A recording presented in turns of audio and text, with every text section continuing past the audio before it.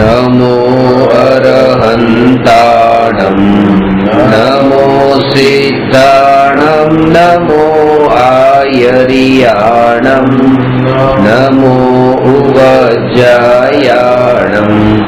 नमो लोये सवसाहूणम्।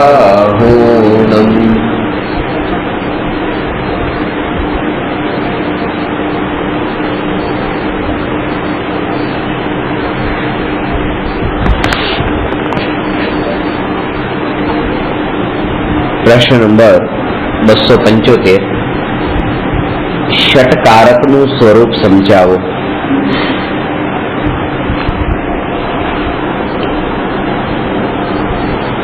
ષટકારકનું સ્વરૂપ કારક એટલે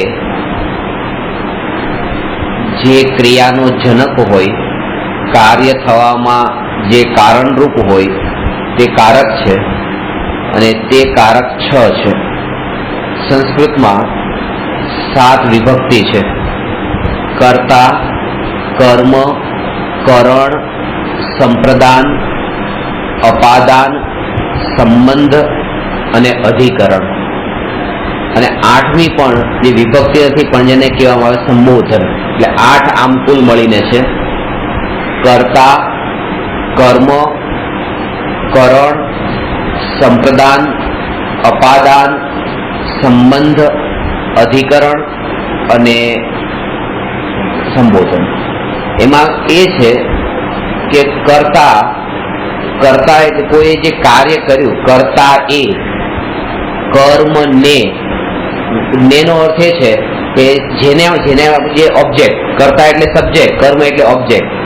કર્તા એ જેમ કે રામે તો એ કર્તા થયા, સીતા ને તો એ જે ને થયું એટલે કર્મ।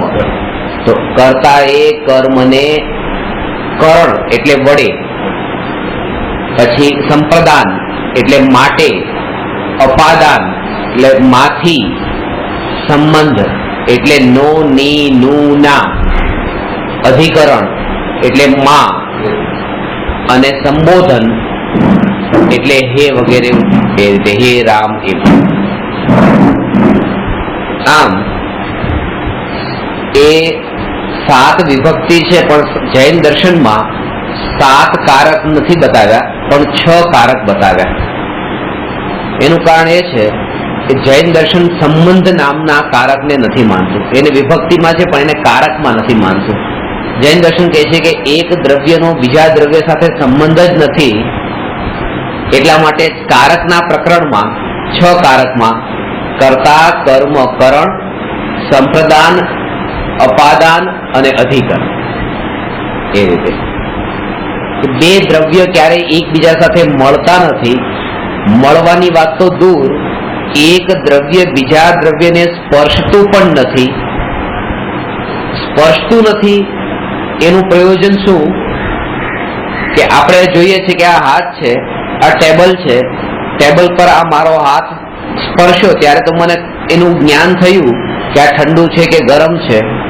તો શાસ્ત્રમાં એમ કેમ કીધું કે એક પૂદગલ પરમાણુ બીજા પૂદગલ પરમાણુને સ્પર્શતો પણ નથી?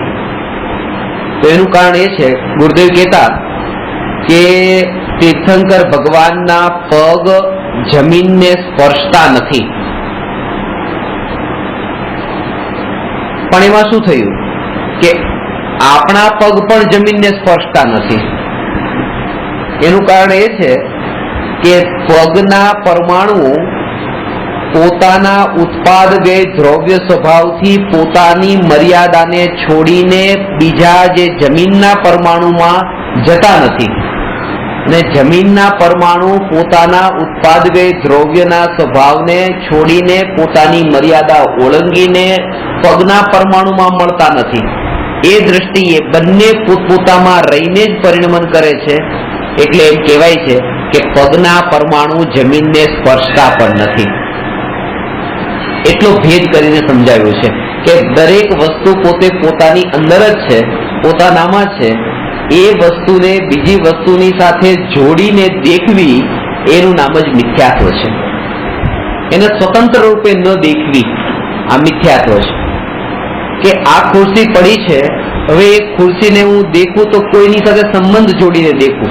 આ ખુરશી કોની છે? મારી છે કે તમારી છે કે કોઈ ત્રીજાની છે? કોઈ નહીં, ઓફિસની છે. ઓફિસની છે એમ કહીને ઓફિસની સાથે તેનો સંબંધ જોડ્યો ને. ની કીધું એટલે સંબંધ જોડાયો. કે શેની છે? કે ખરેખર તો ખુરશી પૂતગલની છે. પૂતગલ થઈ ગયો ને, પૂતગલની. એટલે એમ કીધું કે ખુરશી પૂતગલની નથી, ખુરશી પૂતગલ છે. પૂતગલ છે એના સ્વરૂપની દ્રષ્ટિએ જોયું, એની સાથે જબરન સંબંધ જોડ્યો એટલે કે ખુરશી અલગ થઈ ગઈ અને પૂતગલ અલગ થઈ ગયું. જયારે ની કીધું ત્યારે, જયારે એમ કહું ને કે આ ઘર રમેશ નું છે, તો ઘર અલગ થઈ ગયું અને રમેશ અલગ થઈ ગયો. એ વ્યક્તિને એમ કહ્યું કે આ રમેશ છે, તો એ પછી એ રમેશ થઈ અને જુદાપણું ન થયું, એ તો અભેદ થયો. અને ઘર સાથે નું સંબંધ વાપરીને રમેશ નું ઘર એમ કહીને રમેશ નો ઘર સાથે સંબંધ જોડ્યો, એટલા માટે દૂરનું થયું, એ સંબંધ થયો. આ કોઈ પણ વસ્તુ ને આપણે પૂતગલ ની કહીએ છીએ, ખરેખર પૂતગલ ની નથી, એ પૂતગલ છે. અને આપણે પોતાને એમ કહીએ કે આ જગતમાં મારું કઈ નથી, એક જ વસ્તુ મારી છે. આ જગતમાં મારું શું છે? આત્મા. જયારે આત્માને મારો કીધો એનો મતલબ કે તમે પોતાને શરીર કીધું. હું આત્મા છું, આત્મા મારો નથી. આ બહુ સમજવા જેવી વાત છે. જે જીવ આત્માને મારો માને છે એને ઊંડે ઊંડે એ વાત માન્યતામાં પડી છે કે હું શરીર છું, કે શરીરથી સંબંધિત જે કંઈ પણ પરદ્રવ્ય એમાં એનું એકત્વ એટલું પડ્યું છે કે જેના કારણે એને આત્માને પણ પારકો કહીને, મારો કહીને સંબંધ જોડ્યો. એટલા માટે 4 પ્રકારની મિથ્યા બુદ્ધિના પ્રકરણમાં એકત્વ બુદ્ધિ અને મમત્વ બુદ્ધિની ચર્ચા આવે છે. એમાં એકત્વ બુદ્ધિ મર્યાદિત પદાર્થોમાં થાય છે, મમત્વ બુદ્ધિ અમર્યાદિત પદાર્થો સુધી થાય છે. એકત્વ બુદ્ધિમાં એમ નથી કે આ મારું છે. એકત્વ બુદ્ધિ એમ કે છે આ હું છું, અને મમત્વ બુદ્ધિ એમ કે છે આ મારું છે. સંબંધ જોડ્યો. તો આપણે એમ માનીએ કે હું નીચો છું, ઊંચો છું, જાડો છું, પાતળો છું, રૂપાળો છું, કાળો છું, કદરૂપો છું, સુંદર છું, એમ માનીએ છીએ. પણ ક્યારેય એમ નથી માનતા કે હું ઘર છું, હું ગાડી છું, હું એમ. એને તો એમ માનીએ છીએ કે આ મારા છે, હું નથી, આ મારા છે. એટલે હું પણ આ શરીર પૂરતું છે, એની બહાર નહીં. અને મારાપણું જે છે શરીરથી સંબંધિત જેટલા પદાર્થો, પર પદાર્થો જે અનંતાનુબંધી કશાયની સંબંધિત છે, એ બધામાં મારાપણાનો ભાવ છે. એટલે મારાપણું બહુ વિશાળ. અને એટલા માટે અહીંયા એ બધા કે કારકના પ્રકરણમાં સંબંધ નથી જોયો. કરુણા માં છેલ્લો શબ્દ છે આ. કરુણા અણ પછી આ, કરુણા. અને આચાર્ય એક જગ્યાએ લખ્યું છે કે કરુણા નો અભાવ થયા વિના ધર્મ પ્રગટ થતો નથી. પહેલી વાત એ છે કે કરુણા ભાવ એક શબ્દ વાપર્યો છે, આ સમજજો. કરુણા અને ભાવ એ બેને જોડી દઈએ તો શું થઈ જાય? કરુણા ભાવ. કરુણા અને ભાવ એ બંનેને જોડીએ તો કરુણા ભાવ. અને બીજી બાજુ કરુણા વત્તા અભાવ બરાબર એને જોડી દો તો પણ કરુણા ભાવ જ થાય. કરુણા વત્તા અભાવ એટલે કરુણા ભાવ. હવે શાસ્ત્રમાં જ્યાં લખ્યું છે કે કરુણા ભાવ વિના ધર્મ પ્રગટશે નહીં, તો લોકો એમ સમજી બેઠા કરુણા ભાવ વિના. પણ એનો અર્થ છે કે કરુણા વત્તા અભાવ વિના ધર્મ પ્રગટ થતો નથી. શબ્દ તો એક જ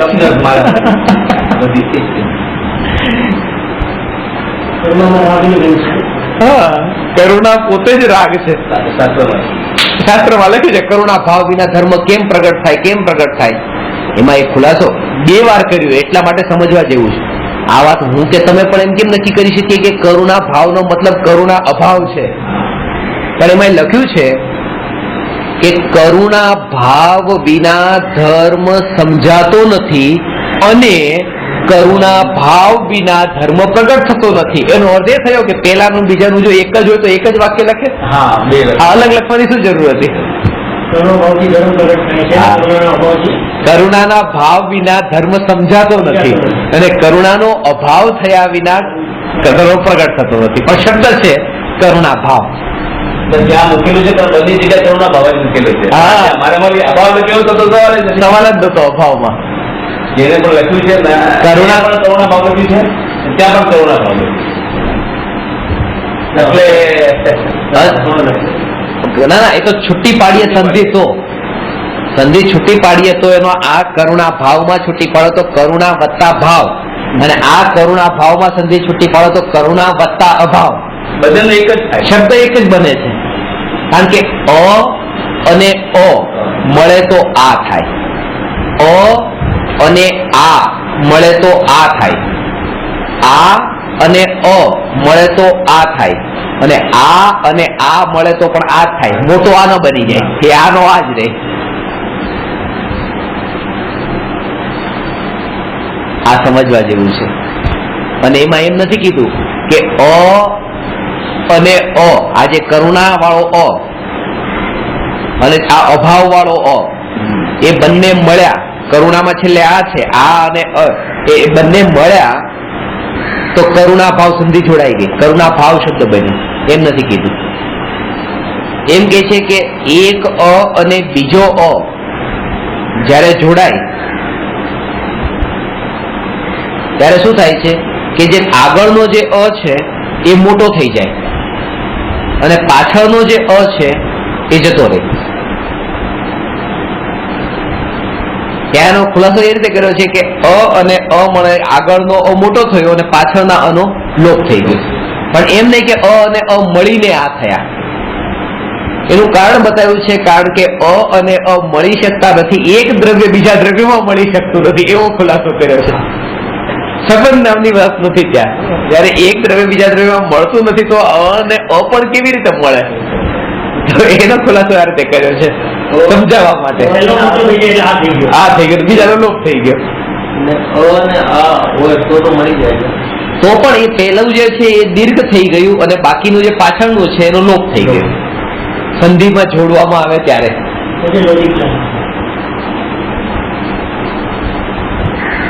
આ ષટકારકનું જે પ્રકરણ છે એ દ્રવ્યની સ્વતંત્રતા બતાવે છે કે વસ્તુને વસ્તુની દ્રષ્ટિએ જાણો, એને કોઈ બીજા સાથે સંબંધ જોડીને ન જાણો.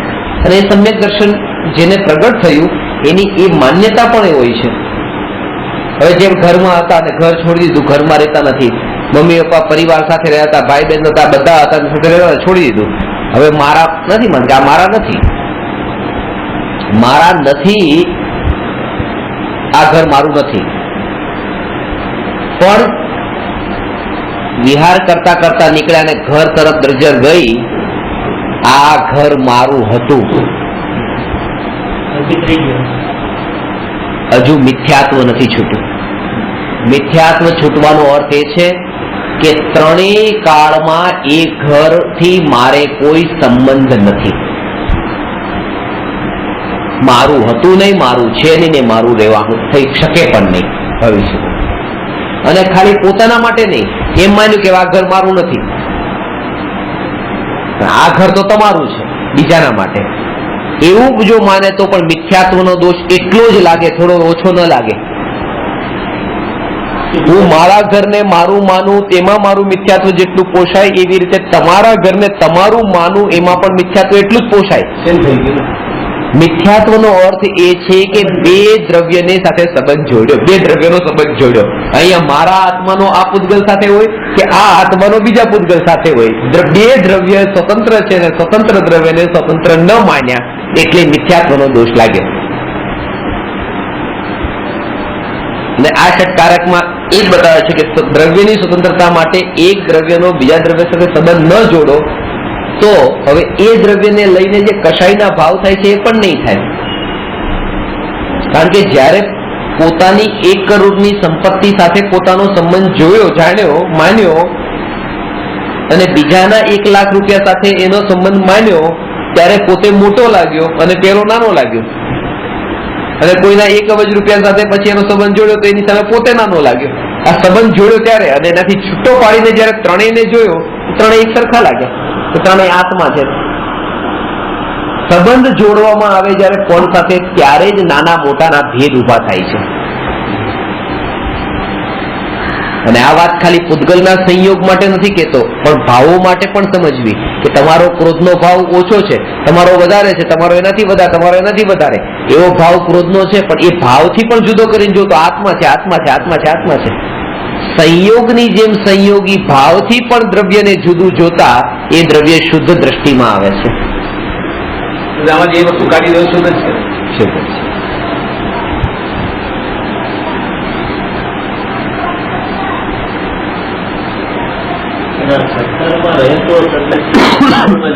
બે વાત તમને બતાવી છે, એક જાણો અને એક માનો. હું આ શબ્દ ખાસ ખુલાસો કરતો બોલતો હો ત્યારે તમને એમ લાગે આ તો બોલે જાણ્યું માન્યું, પણ બેમાં આસમાન જમીનનું અંતર છે.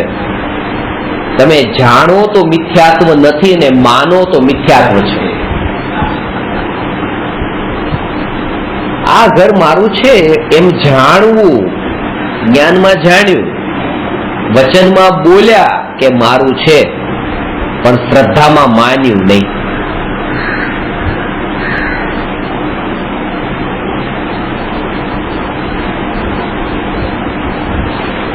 જાણવા બોલવામાં દોષ બિલકુલ નથી. બોલવામાં આ જ બોલવાનું, બીજું કઈ નહીં બોલો કે આ મારું નથી એવું નહીં બોલતા. બોલવામાં આ મારું છે, આ પત્ની મારી છે, આ છોકરા મારા છે, આ પૈસા મારા છે, આ ગાડી મારી છે અને આ તમારી છે. વ્યવહારથી આમ જ બોલાય, બીજું કઈ ન બોલાય કે બધા આત્મા પરમાત્મા. આ તો તમને સમજાવતી વખતે હું બોલું છું કે આ તમે આત્મા જ છો, પરમાત્મા જ છો. બાકી વાત તો એ છે કે આ બોલવા નથી. એટલે જે વારંવાર શું પ્રભુ કેમ છો, શું પ્રભુ મજામાં, શું પ્રભુ, આ પ્રભુ પ્રભુ કહીને જે બોલાવે એ ખરેખર પ્રભુ તરીકે માનતા નથી, કારણ કે વ્યવહારની ભાષા એ જાણતા નથી. ભાષામાં વ્યવહાર હોય ને ભાવમાં નિશ્ચય હોય છે. નિશ્ચયને ભાષામાં બોલવા માટે નથી હોતો. તમારો સવાલના જવાબ, જેટલા બધા સવાલ છે ને આ જવાબ આવી ગયા. અને એનું કારણ એ છે કે જો કારણ એ છે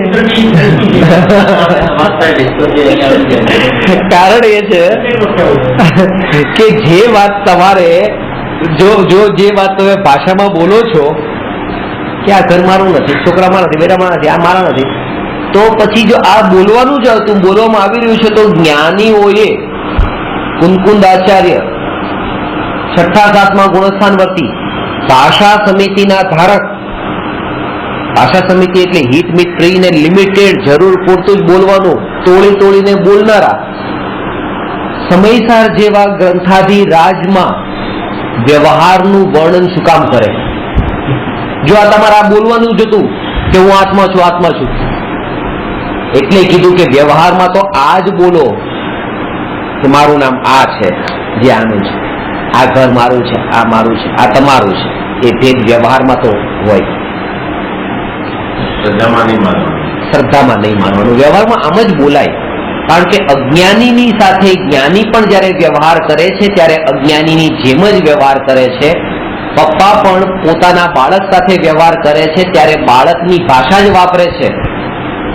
ત્યાં બેટા મમ્મીને બોલાવો, એમ નથી કે તમારી પત્નીને બોલાવો. હવે મમ્મીને બોલાવે એટલે વાત તો એ જ છે કે પોતાની પત્નીને, પણ જેની સાથે વાત કરવી હોય એને એની ભાષામાં વાત કરવાની હોય. તો જ્ઞાનીઓ પણ જયારે અજ્ઞાનીઓ સાથે વાત કરે છે ત્યારે અજ્ઞાનીની ભાષામાં વાત કરે છે, અને એની પાછળનું પ્રયોજન પણ બહુ ઊંડું છે. હું કહેતો કે 10 વાગ્યા મારું પ્રવચન પૂરું થયું, હું ઘરે જતો, પોલીસનું ચેકિંગ ચાલતું. પોલીસે પૂછ્યું ક્યાંના રહેવાસી, વેર આર યુ ફ્રોમ? મેં કીધું ઇન્ડિયા. ભારત તમારો દેશ છે? હા, ભારત દેશ. હું ભારત મારો દેશ છે. આ ખોટું બોલ્યો. આખા દિવસ તો પ્રવચનમાં એ કીધું કઈ મારું નથી, કઈ મારું નથી. એને મને પૂછ્યું કે આ ભારત મારો દેશ છે, હું ભારતીય છું, આ દેશનો વાસી છું. એને એ નહીં કીધું અનંત ગુણોનો પિંડ છું, ઘન પિંડ છું, એ નહીં કીધું. ભારત મારો દેશ છે, ભારતવાસી છું.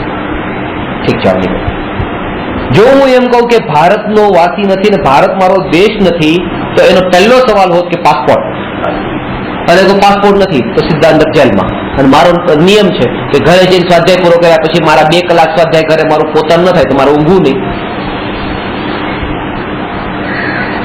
હવે એ સ્વાધ્યાય મારો નિર્વિઘ્ન રૂપે પૂરો થાય તો એના માટે આટલું જો ખોટું બોલવું પડે કે ભારતનો વાસી છે, નીકળવાનું થતું હોય તો જ્ઞાની કે છે બોલી દો. આ અસત્ય પણ કંઈક સત્યની પ્રાપ્તિ માટે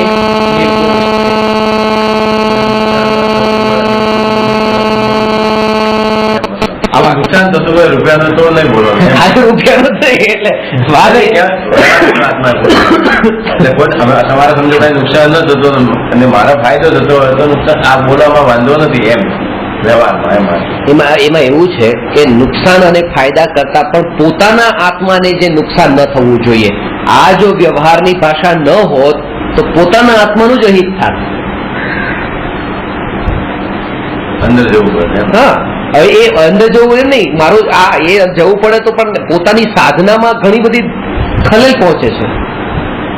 મેં તો સાધુને જયારે ખબર પડે આ બધું મારું નથી તો પછી આઈનાઈ કેમ વાત નથી કરતા, વનમાં કેમ વાત કરે છે?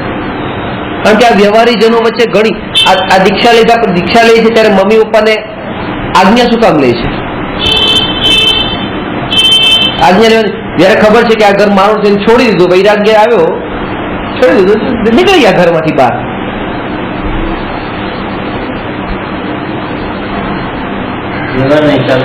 એટલા વર્ષથી સંબંધ હતો, વ્યવહાર રાખ્યો એટલા માટે એને આજ્ઞા લેવી પડે કે હમણાં જવું. ના, એ આજ્ઞા લઈ દીધી. આજે માનો કે વૈરાગ્ય આવ્યો અને આજ્ઞા લીધા વગર જ નીકળી ગયા, દીકરો જતો રહ્યો ઘરમાંથી. બીજા દિવસે સવારે જોયું ઘરમાં દીકરો છે જ નહીં. 1 દિવસ ને 2 દિવસ થાય શોધ્યો, દીકરો મળતો નથી. સીધા જ મમ્મી પપ્પા કરશે, પોલીસમાં કમ્પ્લેન કરશે. પોલીસમાં કમ્પ્લેન કરશે, પોલીસ એનું કામ કરશે, તેની શોધખોળ કરશે. શોધખોળ કરતા દીકરો જંગલમાંથી મળ્યો કપડા વગરનો, અને પોલીસ એનું કામ કરશે, સીધા કપડા પહેરીને કે કપડા વગર જે રીતે એને લાવશે પોલીસ સ્ટેશનમાં લાવશે, કારણ કે એના વિરુદ્ધમાં કેસ છે. આ કહે છે કે મમ્મી પપ્પા આજથી હવે અમારી પાછળ પડતા નહીં, શોધખોળ કરતા નહીં, હું દીક્ષા લઈને જઈ રહ્યો છું, પતી ગયું. આ આગળ ભવિષ્યમાં જે નવા પ્રોબ્લેમ ઉભા ન થાય ને સાધનામાં ખલેલ ન પડે તો આટલું કહી દીધું. આપણને એમ લાગે નહીં તો આજ્ઞા આજ્ઞા આજ્ઞા. મમ્મી પપ્પા અત્યારે આજ્ઞા નથી આપતા, આજ્ઞા નથી આપતા. આજ્ઞા નથી આપતા એમને પોતે હજી વૈરાગ્ય એવો આવ્યો નથી. બાકી જયારે વૈરાગ્યનો ભાવ એવો આવે, કોઈની આજ્ઞા માંગવા લેવા માટે ઉભા રહે.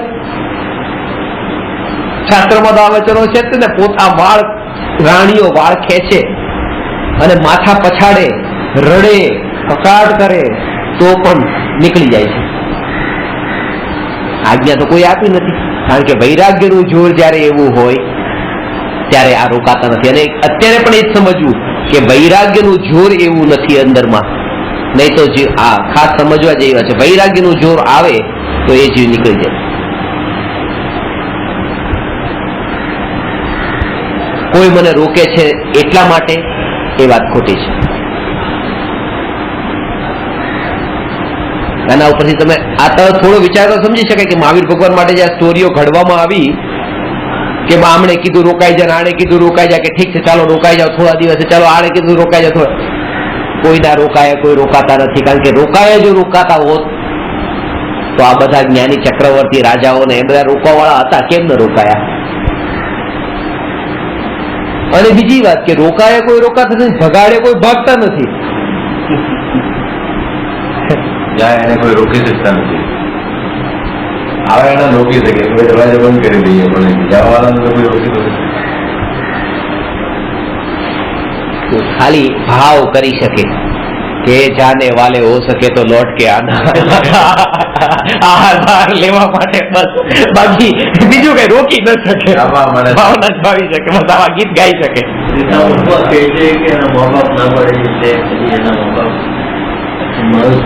છે ને આ એકચુઅલીઓ છે સકાનું યુગમાં બધું વ્યવહાર માટે બધું બરાબર છે, આજ્ઞા લેવાની કરવાની બધું બરાબર છે, પણ જેને આજ્ઞા લેવાનો મતલબ પરમિશન નથી, ઇન્ફોર્મેશન.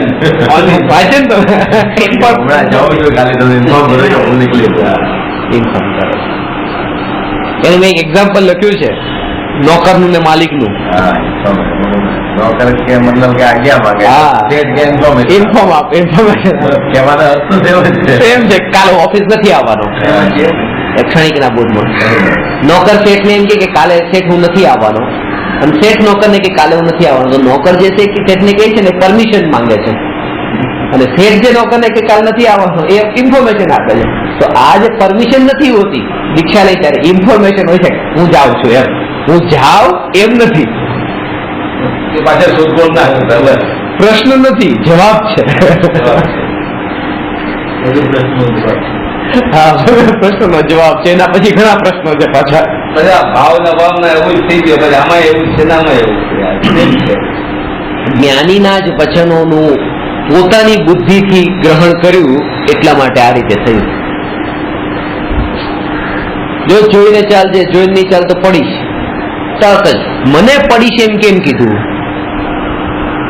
ઊંધું પકડ્યું. પડવાનું કેમ કીધું?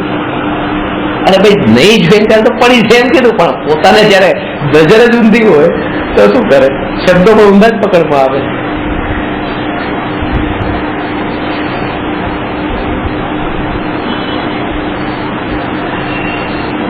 એક દ્રવ્યને બીજા દ્રવ્ય સાથે સંબંધ નથી, એક પરમાણુનો બીજા પરમાણુ સાથે સંબંધ નથી, અને પરમાણુ અજ્ઞાનીના જ્ઞાનમાં જણાતો નથી. પછી એ ગોડ પાર્ટિકલ હોય તો પણ. હા હા, ગોળ particle નો ચાલી જાય. તડપ દુઃખ દુઃખ દુઃખ વધતું જાય છે.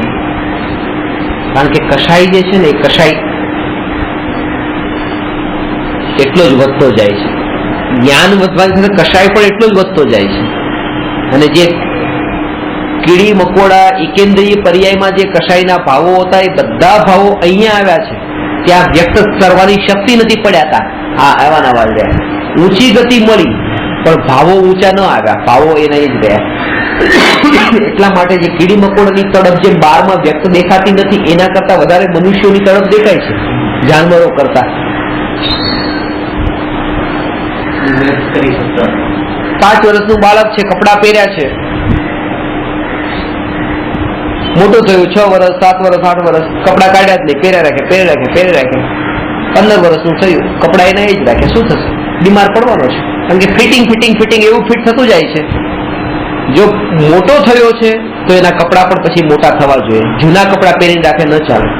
આપણે એકેન્દ્રી પર્યાયમાં હતા ત્યારે જે ભાવ હતા એ જ ભાવ એ જ કપડા પહેરીને અહીંયા એવા ને એવા રહ્યા. એટલે આ બીમારી વધારે એટલા માટે થઈ છે. આપણા કપડા પણ બદલાવા જોઈતા હતા. જો ઊંચી પર્યાય મળી છે તો ભાવોમાં પણ ઊંચાપણું આવવું જોઈતું હતું, પણ આવ્યું નહીં. એટલા માટે પંચેન્દ્રીય પર્યાયમાં પણ એ આવીને એવો જ દુઃખી થઈ રહ્યો છે જેવો ત્યાં થતો હતો. ખાલી નિમિત્તો અને સંયોગો બદલાના છે, એના ભાવમાં ફલટાવ નથી આવ્યો.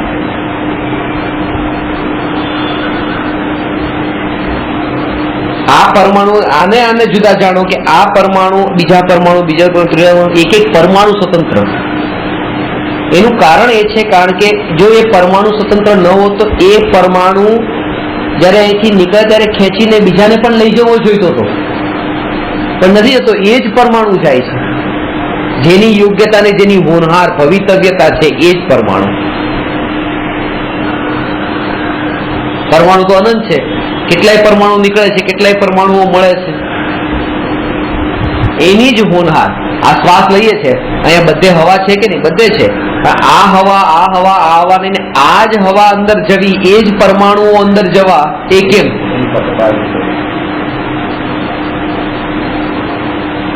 અને એ જ પરમાણુમાંથી બહાર નીકળવાનું, તો આવું કેમ? એની જેની જેવી યોગ્યતા. એ દ્રવ્યની સ્વતંત્રતા છે, અને એ બધું ઓટો એરેન્જ છે. આ કોઈ કરનાર નથી. કોઈ કરનાર નથી એટલે જ સુવ્યવસ્થિત છે. કરનાર હોય તો આટલું વ્યવસ્થિત ન હોય. ઓટોમેટિક વ્યવસ્થા છે.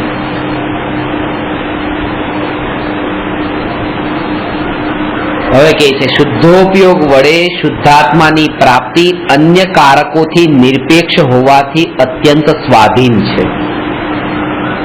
શુદ્ધાત્માની પ્રાપ્તિ શુદ્ધોપયોગના વડે થાય છે. શુદ્ધોપયોગ એટલે શુદ્ધાત્માના આશ્રય.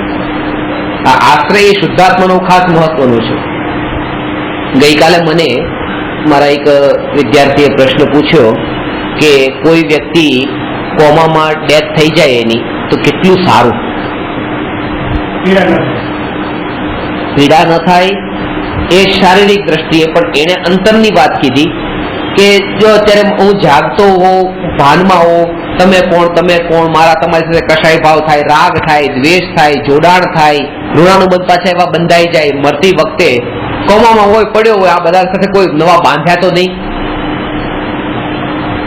કોઈ સાથે માથાકૂટ નહીં, કોઈ સાથે પંચાયત નહીં, કોઈ સાથે કઈ નહીં, ને બસ પોતે પોતાના શાંતિથી દેહ છૂટી ગયો. મને કે આ સારું કે નહીં? કોમામાં મરણ થવું એ સૌથી ખરાબમાં ખરાબ છે. કેમ? શાંતિથી નથી મર્યો. એની અંદરની જે પીડાને વેદના, એનું મેં કારણ બતાવ્યું કે શાંતિ ક્યારે પ્રગટ થાય, શાંતિ ક્યારે અંદરમાં પ્રગટે, જ્યારે ત્રિકાળી ધ્રુવ ભગવાન આત્માનો આશ્રય લીધો હોય તો. પહેલી વાત. બીજી વાત, ત્રિકાળી ધ્રુવ ભગવાન આત્માનો આશ્રય લઈ શકાતો નથી કોમાની સ્થિતિમાં. આ નિયમ છે. બેહોશીની અવસ્થામાં, ઊંઘની અવસ્થામાં, 8 વર્ષની ઉંમર ન થઈ હોય ત્યાં સુધીની અવસ્થામાં બાળકને એના શુદ્ધાત્માનો અનુભવ નથી થતો. તો એ કોમામાં છે તો આત્માનો આશ્રય ન લઈ શકે. આત્માનો આશ્રય ન લઈ તો આત્માના આશ્રય વિના શાંતિ નથી. તો શાંતિ નથી તો મરણ શાંતિથી થયું કેવી રીતે? અંદરમાં તો વિકલ્પોની જાળો ચાલુ છે. ઉલટું જો જાગૃતિ હોત તો એને વિચાર પણ કરી શકે કે હું ભગવાન આત્મા છું. એ ભ્રમ છે. કોમામાં મરણ થાય એટલે શાંતિથી મરણ થયું એમ ન માનવું, અને કોમામાં કોઈ જતો રહે તો એને મારી નાખવો એમ પણ નહીં માનવું. કોઈ એમ પણ માને પછી એને છૂટો કરી દો, બિચારો આમનામ જળ પદાર્થો ની જેમ આમનામ પડ્યો છે. ઝાડ પણ જેમ ચાલતા નથી એમ આમનામ સ્થિર થઈ ગયો છે, સ્થાવરની જેમ. નહીં, તમે જાણતા નથી એનું આયુષ્ય કેટલું છે ને ક્યારે બહાર આવવાનો છે. અને સંઘની પંચેન્દ્રિય પર્યાયમાં છે. અંદરની ભલે અનુભવ નથી થઈ શકતો, અંદરની વિચારની ધારા એની ચાલતી હોય.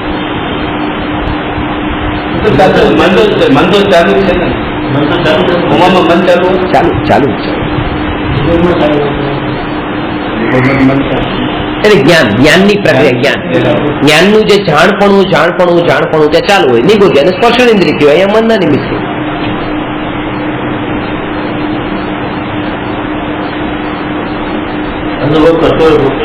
અને બાકીની ઇન્દ્રિયોથી પણ એને જ્ઞાન થતું હોય, પણ આપણને એ નથી ખબર પડી, વ્યક્ત ન કરી શકતું હોય. એટલે આપણને લાગે છે કે જેમ એક ઇન્દ્રિયો સ્પર્શેન્દ્રિયથી થતા જ્ઞાનને વ્યક્ત નથી કરી શકતા, એનો મતલબ નથી કે સ્પર્શેન્દ્રિયથી જ્ઞાન નથી થતું, ઠંડી ગરમીનું જ્ઞાન નથી થતું.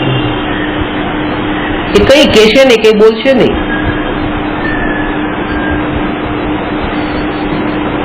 એક વનસ્પતિ છે અને ફ્રીજમાં મૂકી દીધી તો એને ઠંડાનું જ્ઞાન થઈ રહ્યું છે, પણ એ કોઈ વ્યક્ત નથી કરતું એના દુઃખને. એ ખાલી ભોગવે છે. એટલે જ એ કીધું છે કે નિગોદિયા જીવના દુઃખને નિગોદિયો જ ભોગવે અને કેવળી જાણે. એને પણ ખબર નથી આ દુઃખ કેવું છે. નિગોદિયો જ ભોગવે ને કેવળી જાણે.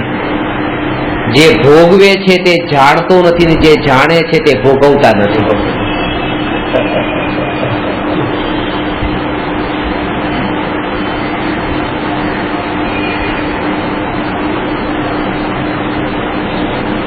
શુદ્ધોપયોગ વડે શુદ્ધાત્માની પ્રાપ્તિ અન્ય કારકોથી નિરપેક્ષ હોવાથી અત્યંત સ્વાધીન છે.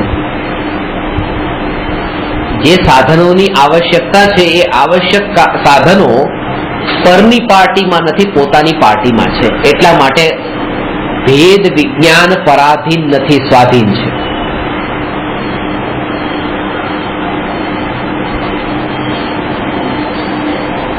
આ ભાગ મારો છે ને આ ભાગ તમારો છે, અને મારે આપણા બંને વચ્ચે હવે એક દિવાલ કરી નાખવી છે, ભેદ કરી નાખવો છે. પણ જે ભેદ મારે કરવો છે, ભેદ જે ઈંટો વડે કરવો છે, એ ઈંટો જો પછી તમારી પાર્ટીમાં પડી હોય તો પાછું મારે તમારી પાસે હાથ ફેલાવવો પડશે કે આપો ને આ ભેદ. તો પાછો મારા તમારા વચ્ચેનો જે ભેદ છે એ પરાધીન થઈ જશે, ભેદ, કારણ કે અમારે બીજા ઉપર આધીન થવું પડ્યું.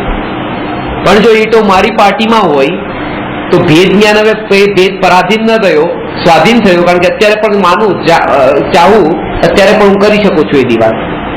એવી રીતે સ્વ અને પર વચ્ચેનો જે ભેદ જ્ઞાન જે થાય છે એ જ્ઞાન પ્રજ્ઞારૂપી છીણીના માધ્યમથી થાય છે. એ છીણી, અને એ છીણી પારકાની પાર્ટીમાં નથી, એ છીણી પોતાની પાર્ટીમાં છે. એટલા માટે ભેદ જ્ઞાન પરાધીન નથી, કોઈ પાસે હાથ ફેલાવવાની જરૂર નથી. અત્યારે પણ એ ભેદ જ્ઞાન થઈ શકે છે, એટલા માટે અત્યંત સ્વાધીન ને પર નિરપેક્ષ કીધું છે.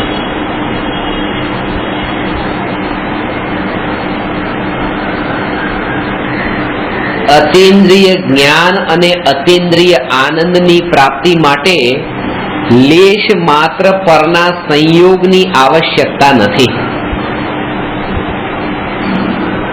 કારણ કે એ સાક્ષાત પોતે પોતાનાથી પ્રગટ છે અને પોતાની યોગ્યતાથી એ પરિણમી રહ્યા છે.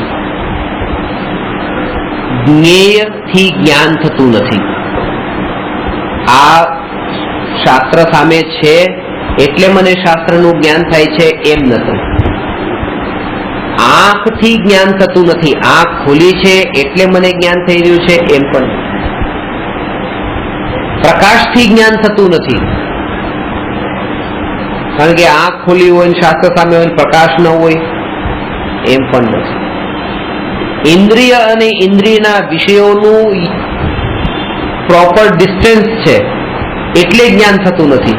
ઘણી વખત આંખ ખુલી હોય, પ્રકાશ પણ હોય, પુસ્તક પણ હોય, પણ હાવ નજીક હોય તોય જ્ઞાન ન થાય, બિલકુલ દૂર હોય તોય જ્ઞાન ન થાય. પ્રોપર ડિસ્ટન્સ જોઈએ. આંખ ખુલી, સામે શાસ્ત્ર, પ્રોપર ડિસ્ટન્સ અને પ્રકાશ, એનાથી જ્ઞાન થતું. જ્ઞાનાવરણી કર્મનો જે ક્ષયોક્ષમ છે એનાથી પણ જ્ઞાન થતું નથી, કારણ કે એ પણ પૂદગલ છે. જ્ઞાનાવરણી કર્મ પૂદગલથી ચેતનનું પરિણમન કેવી રીતે થાય? આ નિમિત્તના ખાતામાં જાય. જ્ઞાનથી થાય છે, કારણ કે જાણવાનું કાર્ય એ પોતે પોતાની યોગ્યતાથી સહજ થઈ રહ્યું છે, અને એ જ્ઞેયનું પરિણમન એના યોગ્યતાથી એની પરિણમી રહ્યું છે, ઇન્દ્રિયનું પરિણમન એની યોગ્યતાથી એના રૂપે પરિણમી રહ્યું છે, જ્ઞાનાવરણી કર્મનું પરિણમન ક્ષયોક્ષમનું એની યોગ્યતાથી પરિણમી રહ્યું છે. બધા દ્રવ્યનું એક એકનું સ્વતંત્ર પરિણમન છે, અને આ બધાના પરિણમનના લીધે આનું પરિણમન માનવું આ મોટું મિથ્યાત્વ નામનું પાપ છે. આ બહુ સૂક્ષ્મ વાત છે, એટલા માટે આ વિશેષ સમજવા જેવો આ પ્રશ્ન છે કે એક એક દ્રવ્યને એટલું સ્વતંત્ર માનો, એની સ્વતંત્ર હોનહારને યોગ્યતા માનો, અને એના માટે એની સિવાયના બીજા સમસ્ત અનંત દ્રવ્યો, પરદ્રવ્યોને એનો અકર્તા માનો. એ જ એનું પરિણમન, આ જ પરિણમન, એની એ યોગ્યતા.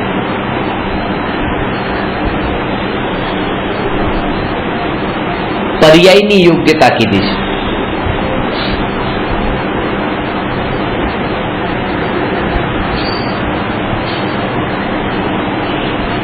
એ સમયની પર્યાયની યોગ્યતા.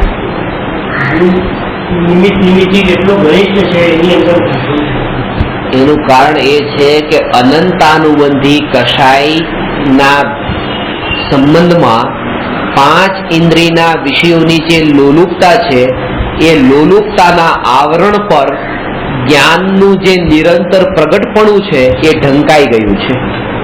જેવું પાંચ ઇન્દ્રિયના વિષયની લોલુપતાનું આવરણ હટે, નિરંતર જ્ઞાન વેદનમાં આવી જ રહ્યું છે. જે જણાતું નથી એ જણાઈ શકે છે. અત્યારે પણ વેદનમાં આવી રહ્યું છે.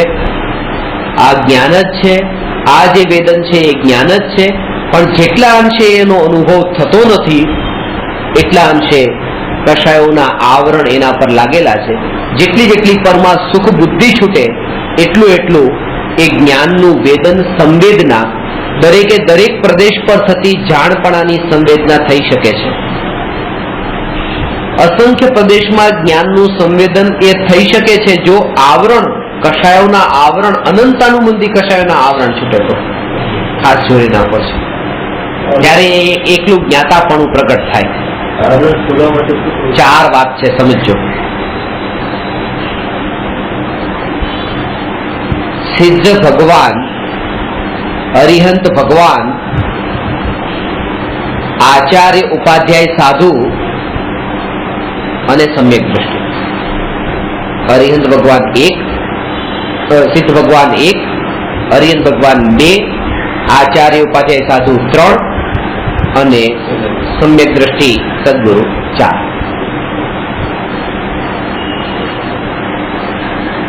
સિદ્ધ ભગવાન જે સિદ્ધશિલા પર બિરાજમાન છે ત્યાં કારમાણ વર્ગણાનો યોગ તો છે, કારણ કે કારમાણ વર્ગના લોકના અંદર આખા લોકકાળ પદે સફાતા છે. તો આ લોકાલોકમાં બધે ભરેલી છે પરચા. કારમાણ વર્ગના, કાર્મિક એટમ. કારમાણ વર્ગના એટલે કારમાણ વર્ગના, જેમ પ્રોડક્શન અને રો મટીરિયલ, તો કર્મ એ પ્રોડક્શન છે અને રો મટીરિયલ કારમાણ વર્ગના છે. જે કર્મ આત્મા સાથે બંધાયેલા છે એ પેલા શું હતા? એ પરમાણુ કારમાણ વર્ગના હતા. એ વર્ગના ત્યાગીને કર્મ રૂપે પરિણમી. જ્યાં સુધી બંધાતી નથી ત્યાં સુધી કહેવાય કારમાણ વર્ગના. આ બધા એવા કારમાણ વર્ગના એટમ્સ છે અને જ્યારે એ આત્મા સાથે એક ક્ષેત્રાવગા બંધને પ્રાપ્ત થાય ત્યારથી પછી એ કહેવાય કર્મ. કારમાણ વર્ગના છે એટલે કર્મનો બંધ છે એમ યોગ્ય નથી, માનવું યોગ્ય નથી, કારણ કે સિદ્ધ ભગવાન જ્યાં છે ત્યાં કારમાણ વર્ગના છે પણ સિદ્ધ ભગવાનને કર્મ બંધ નથી. મન વચન કાયાના કારણે કર્મ બંધ થાય છે એમ માનવું પણ યોગ્ય નથી, કારણ કે અરિહંત ભગવાનને મન વચન કાયા છે પણ કર્મ બંધ નથી. એટલે કર્મ બંધનનું કારણ જેમ કારમાણ વર્ગના નથી એમ મન વચન ને કાયા પણ નથી. હિંસાના કારણે પણ કર્મ બંધ નથી, કારણ કે આચાર્ય ઉપાધ્યાય સાધુને હિંસા પણ થાય છે એમના થકી, પણ કર્મ બંધન નથી. આચાર્ય ઉપાધ્યાય સાધુને પણ હિંસા થાય છે, ભલે અહિંસા મહાવ્રતના ધારી છે પણ હિંસા થાય છે, કારણ કે સાધુને, આચાર્ય ઉપાધ્યાય સાધુને અસ્નાન વ્રતનો નિયમ છે, અદંત ધોવનનો નિયમ છે. અસ્નાન વ્રતના કારણે શરીરમાં હિંસા કીટાણુઓ થઈ જાય છે, દાંતમાં પણ કીટાણુઓ થાય છે, જીવોની ઉત્પત્તિ થાય છે, જીવો મરે પણ છે, હિંસા થઈ રહી છે. આચાર્ય ઉપાધ્યાય સાધુને હિંસા છે તેમ છતાં પણ બંધ નથી, એટલે હિંસાથી પણ કર્મનો બંધ થતો નથી એમ સમજવું. સમ્યક દ્રષ્ટિને 5 ઇન્દ્રિયના વિષયોના ભોગ પણ છે, એટલે એમ સમજવું કે 5 ઇન્દ્રિયના ભોગ હોવા છતાં પણ કર્મ બંધાતા નથી, એટલે ભોગના કારણે પણ કર્મનો બંધ નથી. આ 4 વાત સમજો. કારમાણ વર્ગણાના કારણે કર્મ બંધ નથી, કારણ કે સિદ્ધ ભગવાનને કારમાણ વર્ગણા છે. મન વચન કાયના યોગના કારણે કર્મ બંધ નથી, કારણ કે અરિહંત ભગવાનને એ પણ છે.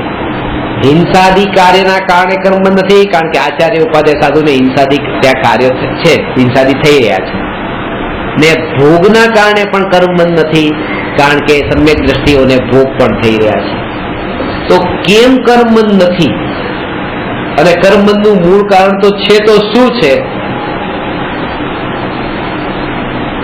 પોતાના ત્રિકાળી ધ્રુવ ભગવાન આત્માના સ્વરૂપની વિસ્મૃતિ એ કર્મબંધનું કારણ છે, અને જાગૃતિ એ કર્મની નિર્જરાનું કારણ છે.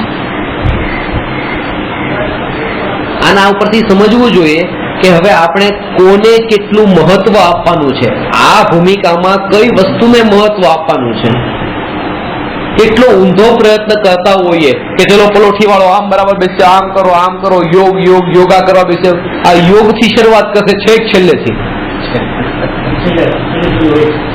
જૈન ભગવાનને પણ છે અને સ્થિર નથી. અહીંથી અરિયન ભગવાનને પણ વિહાર તો થઈ જ રહ્યો છે.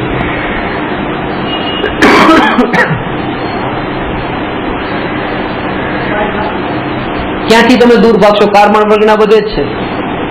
કઈ હિંસાથી બચશો? શરીર છે તો ક્યાંક ને ક્યાંક તો જાણે અજાણે હિંસા થવાની છે.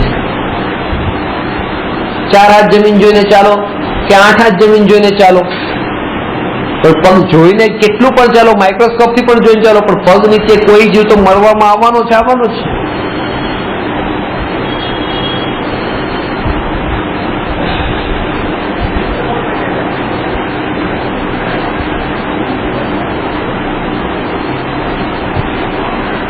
ઓછું કરી શકાય. મને એ ભાવ આવ્યો કે ચંપલ પહેરવા કરતા ચંપલ ન પહેરીને ચાલવું વધારે સારું. કેમ કે ચંપલ પહેર્યા તો ચંપલની બહાર થોડી બોર્ડર પણ નીકળે ને આગળ આમ. તો જયારે એક પગ મૂક્યો તો જ્યાં પગ નથી ત્યાં ચંપલ છે એ જીવે મર્યા ને, અને પગ હોય તો એ એક્સ્ટ્રા જે મરવાના હતા એટલા જીવ ન મરે. વચ્ચેનો જે ખાલી ભાગ છે એની નીચે આવીને ન મરે. આમાં તો ચપ્પલમાં તો સીધા બધા મરી ગયા. વાત તો બહુ સમજવા જેવી છે. કઈ ન કરીએ તો આટલી હિંસાથી તો ઓટોમેટિક બચી જઈએ. પણ પછી તરત જ ખ્યાલમાં આવ્યું કે એ રીતે બચવા પગમાં જયારે કાંટો વાગે છે ત્યારે જે આ જાણવાની જે મારો હજી અભ્યાસ હજી અધૂરો છે એ બાકી રહી જાય છે, અને પ્રયોજનભૂત કાર્ય જ બાકી રહી જાય છે. અને એના વિકલ્પમાં પછી દિવસોના દિવસો નીકળી જાય છે કે હવે આ ક્યારે મટે. તો કે તો હવે આ હિંસાથી ન બચો અને તમે પોતાનું પ્રયોજનભૂત કાર્ય પેલા સિદ્ધ કરી લો. વાત તો બહુ સારી છે ચપ્પલ ન પહેરીને ચાલવાની, પણ એ ઉપયોગ હજી એ સ્થિતિમાં આવ્યો નથી ત્યાં સુધી. એટલે માટે કીધું કે ગ્રહસ્થ ભલે એ રીતે, પણ સાધુ માટે પછી બધું છોડી દે, પરિગ્રહ, વસ્ત્ર, ચપ્પલ વગેરે બધું. ગ્રહસ્થની ભૂમિકામાં દોષ ન કહ્યો. એ દોષ ન કહ્યો એનું કારણ આ છે.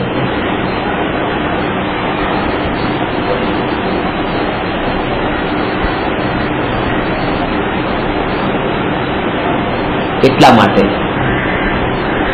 ગરમી બહુ થતી હોય પંખો ચાલુ કરીને બેસી જાઓ. અત્યારે દશાએ નથી આવી તો એ રીતે કરીને તમે કરો.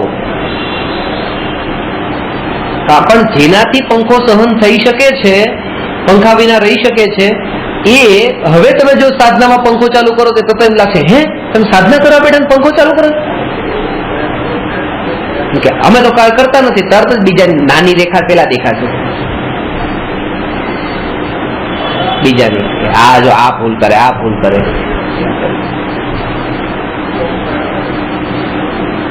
દ્રષ્ટિ બાર ઉપર છે ને અંતરમાં એ કયા લક્ષ્ય શું થઈ રહ્યું છે.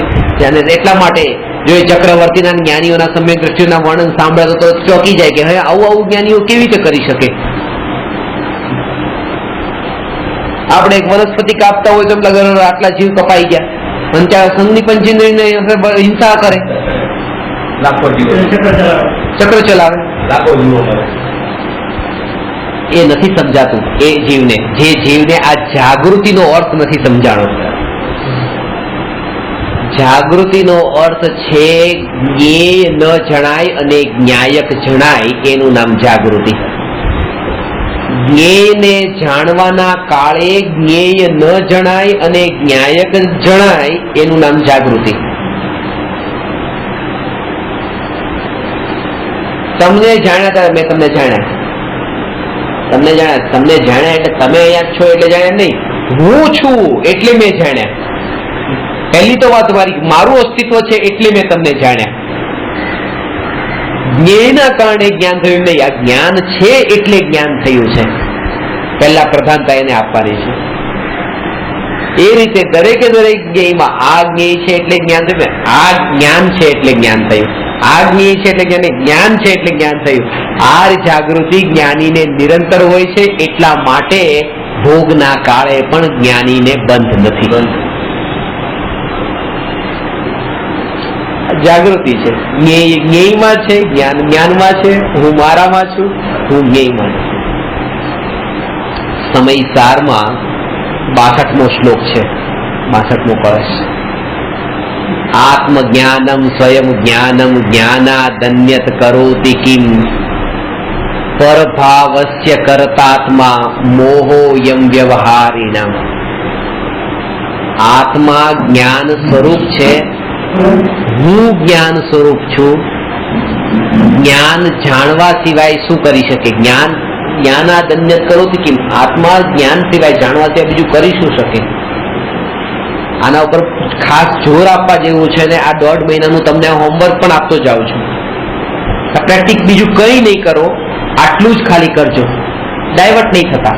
હવે આ થોડું કરી લઈને આ કરી લઈએ એમ નહીં, આના ઉપર હવે જોર આપીને તમે અને આ કરી શકશો. પ્રેક્ટિકલ છે. કોઈ પણ ઘટના આવે, કોઈ પણ સિચ્યુએશન તમારી સામે આવે, કોઈ પણ પદાર્થ તમારી સામે આવે, કોઈ પણ વ્યક્તિ તમારી સામે આવે, ત્યારે તમને અંદરમાં કઈક એવો વિકલ્પ છે, શું કરવું? આમ કરું કે આમ કરું કે આમ કરું કે આમ કરું, કંઈક કરું, આમ ન કરું તો શું કરું? કંઈક કરવા વાળા વિકલ્પ જ્યારે ઉઠે ત્યારે એનો જવાબ જે છે એ ત્યાં સ્મરણમાં નિરંતર યાદ રાખવો અને આની જ માળા જપવી કે હું ભગવાન આત્મા શું કરી શકું, જાણી શકું. જાણવા સિવાય બીજું કરી શું શકું? કાલે પ્રલય થઈ જાય, પ્રલય આવી જાય, હું શું કરીશ? જાણીશ. કારણ કે આત્મા જાણવા સિવાય બીજું કરી જ નથી શકતો. કઈ જાણવું એ કરી શકે, એ સિવાય બીજું કરી શું શકે? દેખવું એટલે પાછું આંખો ફાડી દેખવું નહીં. જાણવાની પેલા જે સંવેદના થાય છે એનું નામ દેખવું છે પાછું. એટલા માટે હું દેખવું બોલતો નથી, જાણી જોઈને. એમ નથી મને ખબર નથી કે જાણવાની સાથે દેખવો પણ ગુણ છે આત્માનો, પણ અર્થ એનો લઈ લે છે. એટલા માટે એકલું હા દેખવા. જાણવાનો અર્થ છે કે વિશેષ રૂપે પ્રતિભાસ થયો, દેખવાનો અર્થ છે સામાન્ય પ્રતિભાસ થયો. આંખેથી આજે હું તમને આજે દેખ્યું, ત્યાં ધનરાજભાઈ છે, આ દેખ્યું નથી, આ જાણ્યું છે.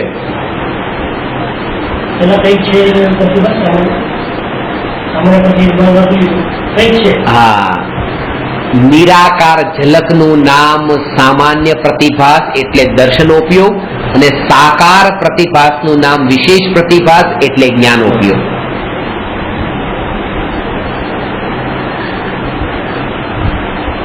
પણ આ સીધી સરળ ભાષામાં હું તમને એટલું કહું કે આમાં હું કઈ ન કરી શકું, હું માત્ર જાણી શકું. હું જાણી શકું. આ વસ્તુ આમ પડી ગઈ, જ્યાં હાથ રાખ્યો, અરે હું ન કરી શકું, હું જાણી શકું જે થઈ રહ્યું છે તે. એ સિવાય બીજું કઈ કરી જ નથી શકતો. કારણ કે એનું પરિણમન એની યોગ્યતા અનુસાર થાય છે, મારું પરિણમન મારી યોગ્યતા અનુસાર થાય છે. એનું પડવાનું એ એની યોગ્યતા છે, એ એનું કાર્ય છે, એ પડી શકે છે. આ એનું પરિણમન છે અને હું મારું પરિણમન કરી શકું છું, હું જાણી શકું છું. દરેક વસ્તુ પોતે પોતાનું જ કામ કરી શકે છે, બીજાનું નહીં. એ પડી ગઈને ઉપાડીને મૂકી તો એ મૂકવાનો જે વિકલ્પ આવ્યો એ વિકલ્પને પણ હું જાણું, કારણ કે મારું કામ જાણવાનું છે. જોર જાણવા ઉપર એટલું આપેલું હશે, જોર જાણવા ઉપર એટલું આપેલું હશે તો એ ક્રિયા પણ થશે, ક્રિયા કરવાના વિકલ્પ પણ આવશે, ભાવ પણ આવશે, શુભ ભાવે આવશે, અશુભ ભાવે આવશે. આ જાણ પણ હું અહીંયા છું અને આ બધાને હવે જાણું છું, હું અહીંયા છું, જુદો છું અને મારું અસ્તિત્વ આટલું કામ જ મારું છે. આ બધું મારું કામ નથી. એ થવું એ પણ મારું કામ નથી અને રોકવું એ પણ મારું કામ નથી.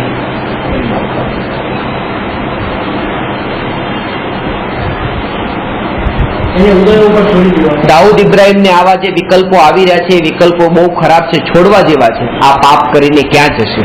એ વિકલ્પો, એના વિકલ્પો છોડવા જેવા છે. પણ મારા જીવનમાં મને પણ જે નાના હિંસાના જે વિકલ્પો ઉઠે છે, હું એને રોકવાની વાત કરતો નથી, એના બીજાના વિકલ્પો રોકવાનું કરું છું. તો શું કરવાનું કે પહેલા શરૂઆત ક્યાંથી કરવાની છે? આ પોતાના વિકલ્પોની નહીં. અહીંયા એમ કે છે કે એના વિકલ્પોને પણ ઉદયાનુસાર જેમ છે એમ જાણો, આ પોતાના વિકલ્પોને પણ ઉદયાનુસાર જેમ છે તેમ જાણો. કારણ કે પોતાનું કામ માત્ર જાણવાનું છે. આત્મજ્ઞાનમ સ્વયં જ્ઞાનમ જ્ઞાનાદન્યત કરોતિ કિમ. જ્ઞાન જાણવા સિવાય બીજું કરી શું શકે?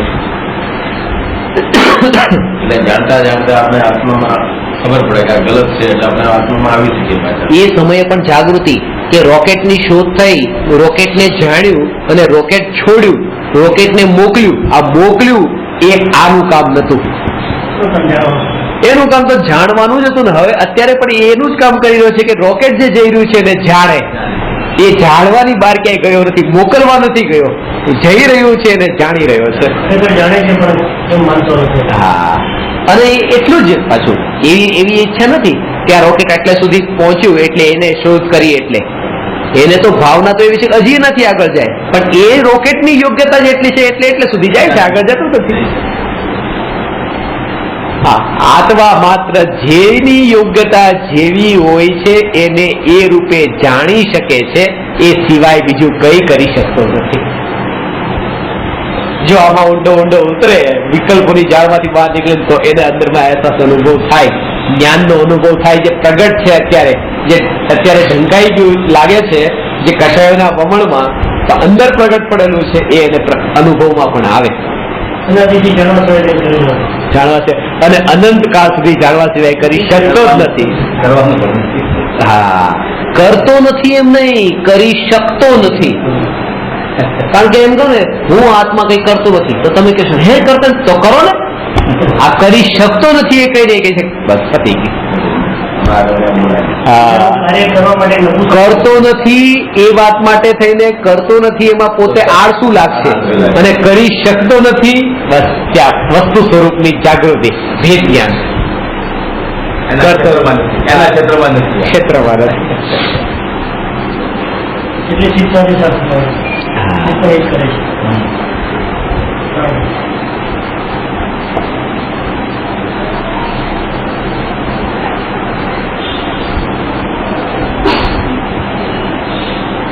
કામ થાય આપણે વડે થાય, પણ ખાલી નિમિત્ત માત્ર છે એટલું જાણવાનું, એ પણ જાણવાનું આપણે એમાં નિમિત્ત માત્ર. એઝ ઇટ ઇઝ, જેમ છે તેમ જાણો, અને એ જાણો તો તમને શાંતિ રહી. ને તમે આકુલતા વ્યાકુલતા કશાય દુઃખ, મારા સાહેબો આજકાલ કેવું કામ કરે છે. હવે આ જાણી તમને એમ લાગ્યું ના આવું ન કરવા જોઈએ, ન કરવા જોઈએ એમ નહીં, જેમ છે તેમ આમ જાણો. જેવું છે ન કરવા જોઈએ એવો જે ભાવ છે એ ભાવ જ મને પાછું દુઃખી કરી દે છે. તો ધર્મ કરીને હું સુખી ક્યાં થયો? અંદરમાં દુઃખનું વેદન તો રહ્યું. અરે આ કેમ આવું છે? પેલા છોકરા માટે એમ થયું હતું કે આ છોકરા છે જો ઊંધા રસ્તે જઈ રહ્યા છે, હવે એના માટે નથી થતું, મારા સાહેબ માટે થવા માંડ્યું કે મારા સાહેબ જો ઊંધા રસ્તે જાય છે. દુઃખી તો રહ્યો જ તે, વિષય બદલાયો. એટલે એ કે એને પણ જેમ છે હું આત્મા બસ એટલું એકમાત્ર જાણી શકું છું જે છે તેને. કારણ એનું જાણવા પણ એના બળ પર ટકી રહેશે, કારણ કે એ જે પરિણમન થઈ રહ્યું છે એ પોતાની યોગ્યતા અનુસાર યોગ્ય જ થઈ રહ્યું છે. તો હું એને બસ જેમ છે જાણું. કારણ કે અયોગ્ય લાગશે તો ફેરફારનો ભાવ ઉભો થશે.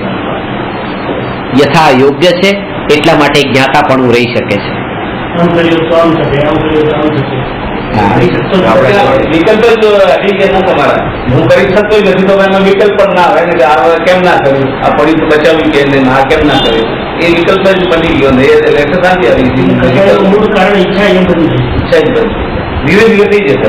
સામે વાળો ખોટું કરે આપણે આપણે જાણી શકીએ, આપણે એને બદલી ન શકીએ. કરે એને યોગ્યતાથી કરે છે, બરાબર કરે છે, આપણે તેને ન ચેન્જ કરી શકીએ.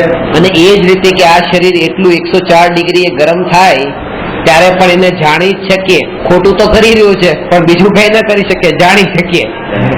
આવી દશા જયારે આવે ત્યારે સમજવું કે જ્ઞેય નથી જણાતું, એને જ્ઞાન જણાવવા લાગ્યું છે, સ્વભાવમાં આવ્યો. હવે જી ત્યારે પરની અપેક્ષા પણ નથી રહેતી. પર કોણ, પર શું, પોતે પોતાની મસ્તીમાં એવો મસ્ત.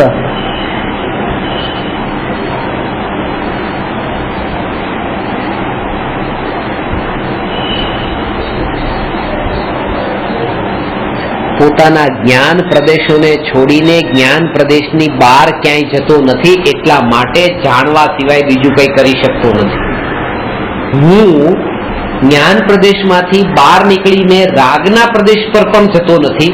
રાગના પ્રદેશ રાગમાં જ રહે છે, જ્ઞાનના પ્રદેશ જ્ઞાનમાં રહે છે. તેથી હું રાગનો પણ કરનારો નથી, જ્ઞાન જાણનારો જ છું.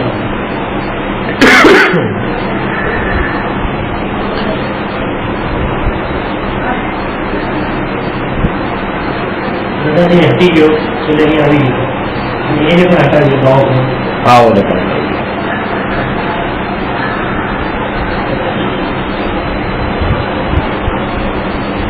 છોકરી હોય ત્યારે સુધી ચડી હોય ત્યાં બેઠા હોય તો બચાવવાનો ભાવ તો જાગી જાય પકડી ગયો આવે. જેમ છોકરોને ચડવાનો ભાવ આવ્યો એમ તમને એને બચાવવાનો પણ ભાવ આવે. પણ જેમ તમે છોકરાનો જ્ઞાતા છું, એનાથી જુદો જ છું એમ જાણ્યો છો ને કે આ છોકરો તે હું નથી, છોકરાથી હું જુદો છું, એમ આ છોકરાને બચાવવાનો જે ભાવ આવ્યો છે એ ભાવથી પણ હું જુદો છું. સંયોગ ને સંયોગી ભાવ. કારણ કે છોકરો અત્યારે છે પછી મારી સાથે નથી. આ બચાવવાનો ભાવ આ પડે છે પણ પછી આવતા પડે મારી સાથે નથી. એટલે કે જેમ છોકરો ક્ષણિક છે તેમ છોકરાને બચાવવાનો ભાવ પણ ક્ષણિક છે. આ ભગવાન આત્મા નિત્ય છે, હું નિત્ય ભગવાન આત્મા છું. એ જે ભાવ ઉત્પન્ન થયો છે, ભાવને મેં ગઈકાલે પણ વાત કરી હોય તો એ ભાવ બહુ સારો ભાવ, મહાન ભાવ છે, પણ મહાન ભાવ મારાથી મહાન નથી. મને ઉત્પન્ન થતા ભાવ મારાથી મહાન નથી, કારણ કે મને ઉત્પન્ન થતા ભાવ તે પર્યાય છે અને હું દ્રવ્ય છું. હા, દ્રવ્ય નક્કી કરવાની પર્યાય. હા, તો પણ મહિમા દ્રવ્યની છે. સિંહણનું દૂધ સોનાના પાત્ર વિના ટકતું નથી.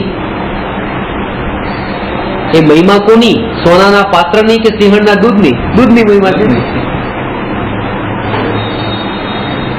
અને સોનાના પાત્રમાં એ દૂધ છે તો એ પાત્રની કિંમત હવે જેટલી ગણવામાં આવશે એ ગણવાનું કારણ એ છે કે પેલા પાત્ર 1 રૂપિયાનું છે પછી થઈ ગયું 10 રૂપિયાનું, તો 10 રૂપિયાનું કારણ એ નથી કે પાત્ર, એ દૂધ એની અંદર મળેલું છે. આ પર્યાય જે છે એ પર્યાયમાં જયારે દ્રવ્ય આવે છે ત્યારે પર્યાયની મહિમા વધે છે, પણ પર્યાયની મહિમાનું કારણ દ્રવ્ય છે પાછું, કે દ્રવ્ય પર્યાયમાં છે.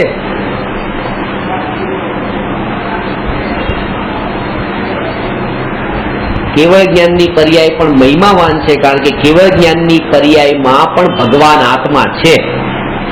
ભગવાન આત્મા મહિમાવાન છે એટલે નિત્ય છે, ક્ષણિકમાં પણ નિત્ય છે. કૃપાળુએ વચનામૃતમાં 361માં પત્રમાં આ વાત કરી છે.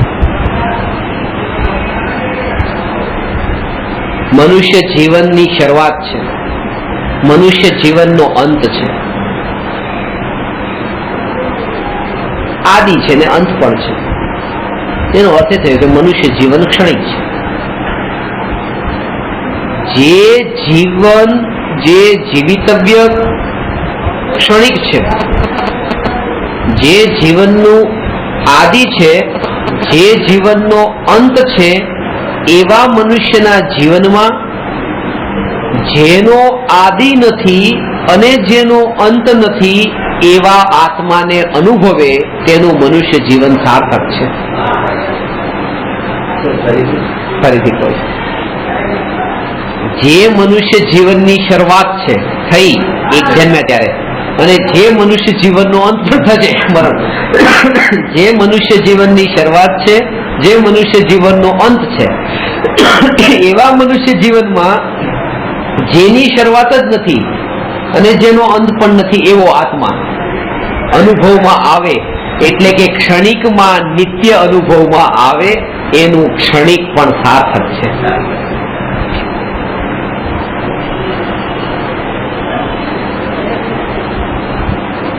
દુઃખની વાત એ છે કે ક્ષણિકમાં અનુભવમાં તો આવે છે, પણ ક્ષણિકમાં અનુભવમાં ક્ષણિક જ આવે છે. મનુષ્ય જીવન ક્ષણિક છે અને મનુષ્યને પણ જે દેખાય છે તે આ ક્ષણિક જ દેખાય છે. એ જ અજ્ઞાનતા છે. ક્ષણિકમાં નિત્યની અનુભૂતિ એ જ જ્ઞાન, ક્ષણિકમાં ક્ષણિકની અનુભૂતિ એ અજ્ઞાન.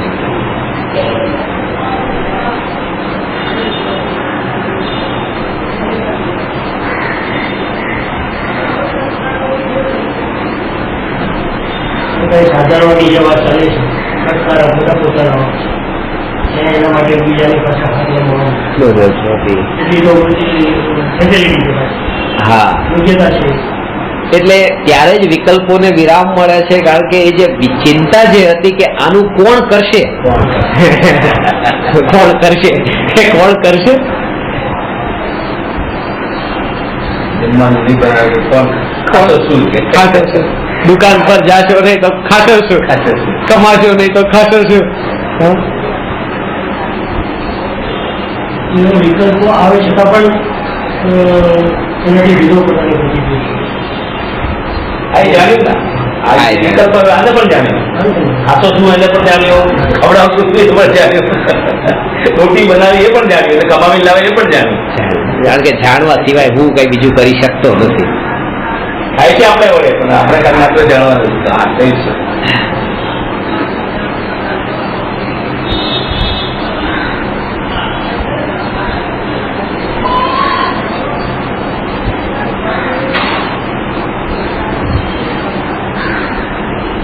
કમાવાથી રોટલી પેટમાં જતી નથી. કમાશો તો ભેગા કરશો, ભેગા કર્યા તો અનાજ આવશે તો ખાશું.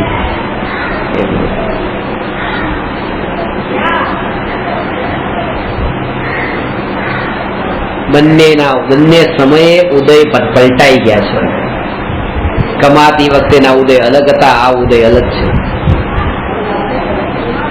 કોઈને કમાવા વાળો ઉદય જ વચ્ચે ન આવે, સીધો આ ઉદય આવી જાય એવું પણ બને. ખાવાનો જ કમાવા જતા જ ન હોય, સીધું જમવાનું જ મળે, આવે કે નહીં? અને એક ટાઈમનું નહીં, રોજનું મળે. મારા સાથે નથી મળતું, ઉદય છે, છોકરાનું મળે છે. એ કેવાય નહીં મળે ન મળે,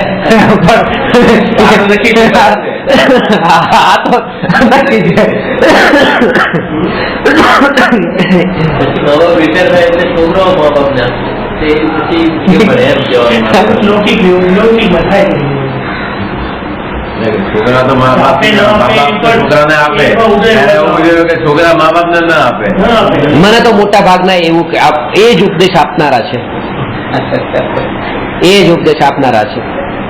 ઉંમર નાની છે, જુવાન છો, કમાવાની ઉંમર છે, ભેગા કરી લો, ગઢપણમાં કામમાં આવશે.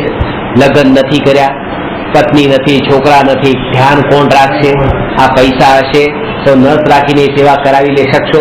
એટલે અત્યારે માંદા પડવાનો છું, ગઢપણમાં એ બધી ચિંતા છે કે પૈસા હશે તો નર્સ સેવા કરશે તમારી, આ હશે તો આમ થશે, દવા દારૂ કરવા માટે ડોક્ટર પાસે જવા માટે એ પૈસા હશે તો બધું થશે. સંસારનું જેવા જન્મ લીધો ત્યારથી આવું બધું ગ્રહણ કર્યું. આમ કરવા આમ થાય, આમ કરવા આમ થાય, આમ કરવા. મને આ બે વાત, હું એને બે જ વાક્ય કહું, આવું જે કે ને બે જ વાક્ય કહું. આ દવાની વાત કરે, ટ્રીટમેન્ટની, મેડિકલ એટલું મોંઘું થઈ ગયું છે કે અત્યારે સિદ્ધાર્થ હોસ્પિટલમાં જાઓ તો કે લાવ 50,000 ને લાવ લાખ રૂપિયા ભરી દો, બીજી કોઈ વાત નહીં. પછી તેને ફોર્મ ન ભરે કે શું કરવું પણ કે પૈસા તો જરૂર પડે, પૈસાની જીવનમાં જરૂર છે જ તે. કારણ કે મારું જીવન જ્ઞાનથી છે અને જ્ઞાન મારું જીવન છે અને એમાં કોઈ પરદ્રવ્યની જરૂર નથી. એ જાણવારૂપ કાર્ય કરે છે, આજ મારું જીવન છે, એમાં કોઈની જરૂર પડતી નથી. અને વાત રહી જો પછી આની, તો એના માટે પણ જો પૈસા હશે તો દવા થશે એમ નથી. હું વારંવાર કહું છું, ફરીથી આને રિપીટ કરી દઉં છું, બીજી વાર સાંભળશો તો ઉપયોગમાં આવશે. બેંકમાં કરોડો રૂપિયા પડ્યા છે, પ્રોપર્ટી કરોડો રૂપિયાની છે, ગાડીમાં જઈ રહ્યો છે, હાર્ટ એટેક આવી ગયો, પાણી પાણી પાણી કરે છે, પાણી આપવા વાળો કોઈ નથી, પૈસા બધા પડ્યા છે, કોઈ ટ્રીટમેન્ટ થતી નહીં, તડપી ત્યાં મરે. આવા પણ જીવો છે. અને જેની પાસે 1 રૂપિયો નતો એવા કાનજી સ્વામી કે જેમના પુણ્યના ઉદય હતા તો છેલ્લે ગઢપણમાં જસલોક હોસ્પિટલમાં પણ રહ્યા, ટ્રીટમેન્ટ પણ થઈ, બધું થયું, પૈસો નતો, દવા થઈ ગઈ. શું કમાય, ધંધો વેપાર ક્યાં કર્યું? કયું કર્યું? પુણ્યનો ઉદય હતો. સીધી વાત છે કે આ દવા થવી ને ટ્રીટમેન્ટ થવી, આ બધું ઉદય એવા હોય તો થાય, બાકી પૈસા પડ્યા હોય તો દવા થશે, એ વાત ખોટી છે. એટલા માટે આના માટે અત્યારથી પાપના પોટલા બાંધી લો.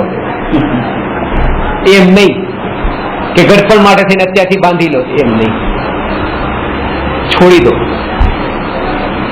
જેટલું જેટલું બળ આવે એટલું એટલું એમાંથી છૂટતા જાવ. જેમ જેમ શ્રદ્ધાનું બળ વધશે એમ છૂટતું જશે, એમ છૂટતું જશે.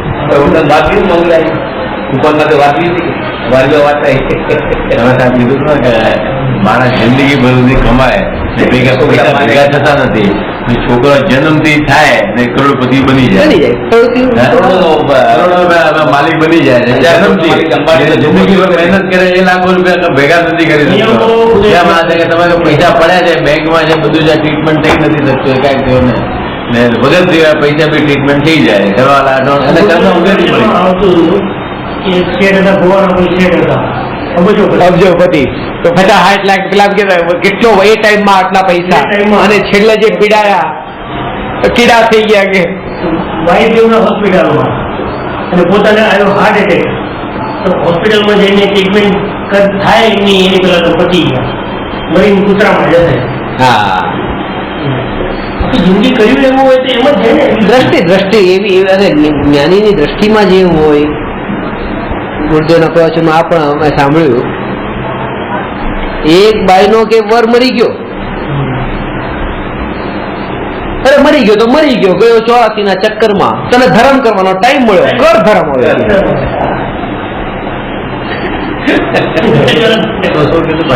એક બહેનનો વર મરી ગયો, ધણી મરી ગયો, તે ગયો 84 ના ચક્કરમાં, કીડા મકોડામાં ગયો તો ગયો કે હવે કર તું ધર્મ, તને ધર્મ કરવાનો ટાઈમ મળ્યો. આ રોવે છે શું? વાત બહુ આમ કડવી લાગે એવી છે, પણ છે બહુ પરમ સત્ય. આ પત્ની માટે પણ સમજી લેવું, પત્ની ગઈ તો ગઈ 84 ના ચક્કરમાં કે ચલો મને ધર્મ કરવાનો ટાઈમ મળ્યો.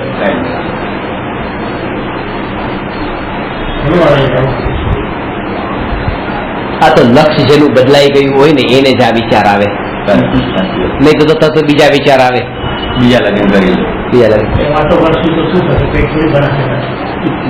વાતો કરવાથી પેટ નહીં ભરાશે.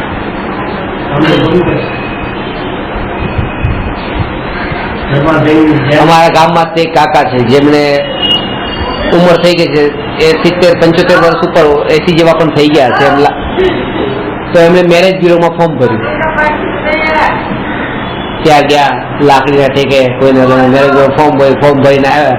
પછી કઈ ફોટા આવ્યા સામેથી, કોઈ એવા આવ્યા તો ફોટા સિલેક્શન ફોટા આવ્યા તો હવે એમને દેખાતું નથી, તો એના માટે મોતિયો ઉતરાવ્યો ફોટો જોવા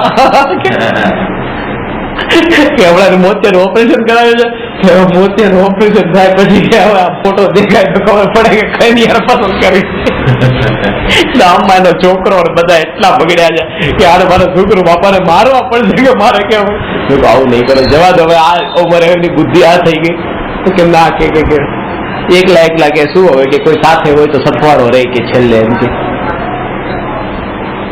પત્ની તો હતી જતી રહી. આ બીજી અત્યારે 75-80 વર્ષે આ ભાવ આવ્યો. અત્યારે આંખ પર લીલું બાંધેલું હોય, અંધારામાં રહેતા હોય, અને એમ કે બસ આ થોડીક હવે આ આંખ સારી થાય તો પેલો ફોટો દેખાઈ જાય આવ્યો છે, કોઈ બતાવતા નથી પાછળ. ખાલી કોઈ પૂછે કાગળ આવે કે મેરેજ બ્યુરો માંથી કાગળ આવ્યો છે, સંસાર રહેવા દે.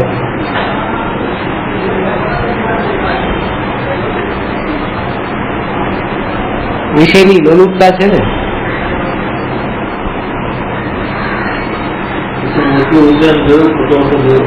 મોટો ઉતરાયો છે, બધું દેખા તમને ટેન્શન થઈ ગયું કે હવે કઈક ખોલે ભાવ તો છે, પણ પાછો મોતિયો ઉતરાયો જ છે એના માટે, મોતિયો ઉતરાયો જ છે એના માટે.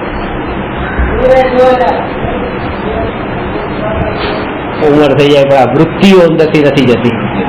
બસ એ જ વૃત્તિઓ નથી જતી, એટલે જ આ ફોર્મ ભરેલો ઉંમર લખી હશે તો પછી કોઈ રિપ્લાય કેમ આવશે, ફોટા કેમ મોકલાવે? ના, એ તો એ ઉંમર ની જોઈ પછી કોઈ એની ભાવના વ્યક્ત કરી કોઈ મળી જાય એના માટે ઠીક છે. અને એ પછી કોઈ બીજું એની ઉંમર નું મળે, કોઈ થોડી 20 વર્ષની છોકરી એમને મળવાની હતી, કોઈ બીજી લેડી બી સમજો જો મોતિયાવાળી કોઈ એવી એને રાહ જોતી હોય, કોઈ મળે તો આપણે ભેગા જિંદગી તો પૂરી થાય. એકલાપણું જીવને ખલે છે, જે એકલું આત્માનો સ્વભાવ છે સ્વભાવ ખલે છે એને. એની સહેલી છે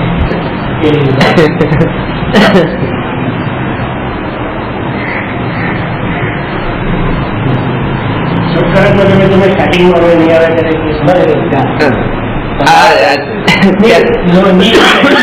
નો ની નું ના નો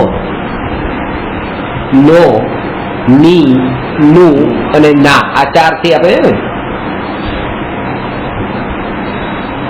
આ રમેશભાઈ નો ફોન છે, આ નો રમેશભાઈ ની પત્ની છે, રમેશભાઈ નું ઘર છે, રમેશભાઈ ના સગા છે, એટલે આ નો ની નું ના આજે આ સંબંધ જોડ્યો.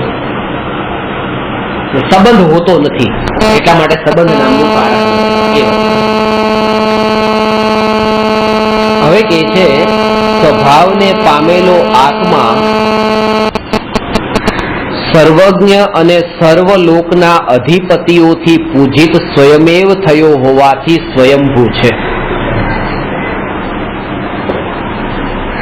ત્રણ લોકમાં પૂજ્ય થયો જ્યારે એ પોતાને ત્રણ લોકથી જુદો જાણ્યો.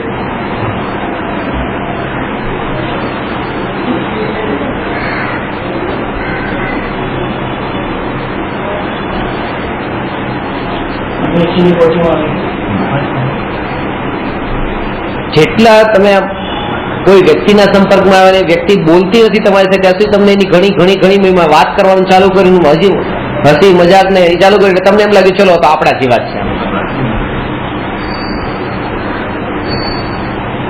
જ્યાં આપણા જેવા લાગ્યા ત્યાં પછી મહિમા ઘટી ગયો. એટલા માટે જો 100 વર્કર કામ કરતા હોય ને 101 નંબરનો એનો જે ઇન્સ્પેક્શન કરવા વાળો ત્યાં ઉભો સુપરવાઇઝર,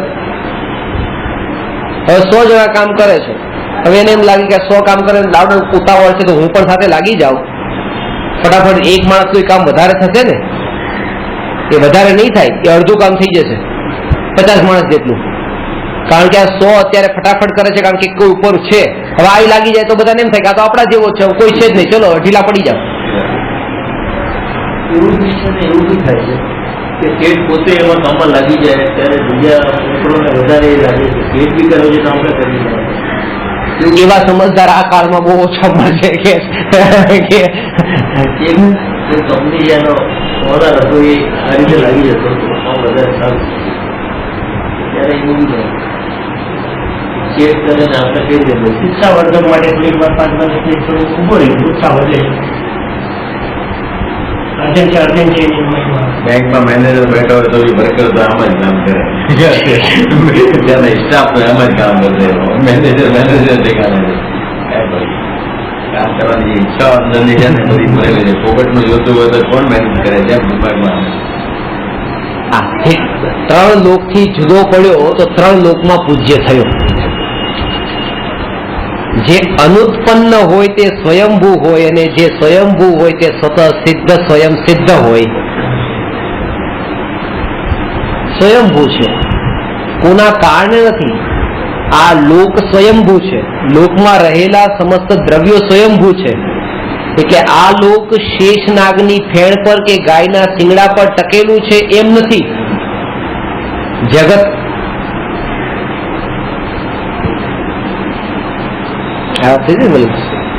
શેષનાની ફેણ પર 26મી જાન્યુઆરી નો ધરતીકંપ એ ઓલી ફેણ રાખી રાખીને સાપ થાકી જાય ને આમ એટલે આમ હલાવે એટલે ઉપર ધરતીકંપ થાય અને થાય તો કચ્છમાં જ થાય, બધે ન થાય.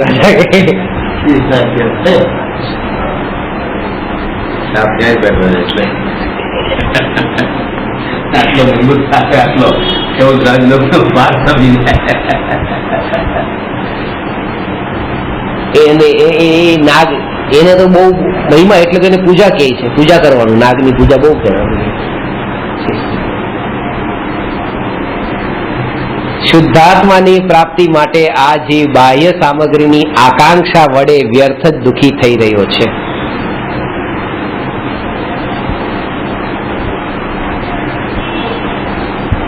બાહ્ય સામગ્રીની આકાંક્ષા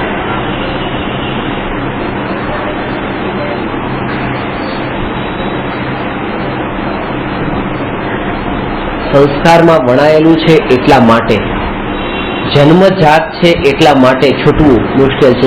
75-80 વર્ષે પણ આ ભાવ આવે છે કે આ શરીર જે બન્યું છે ને, એ શરીર જ્યારે બન્યું, સૌથી ખતરનાક જે ભાવ છે એ આ કામનો ભાવ સૌથી છેલ્લે છૂટે છે.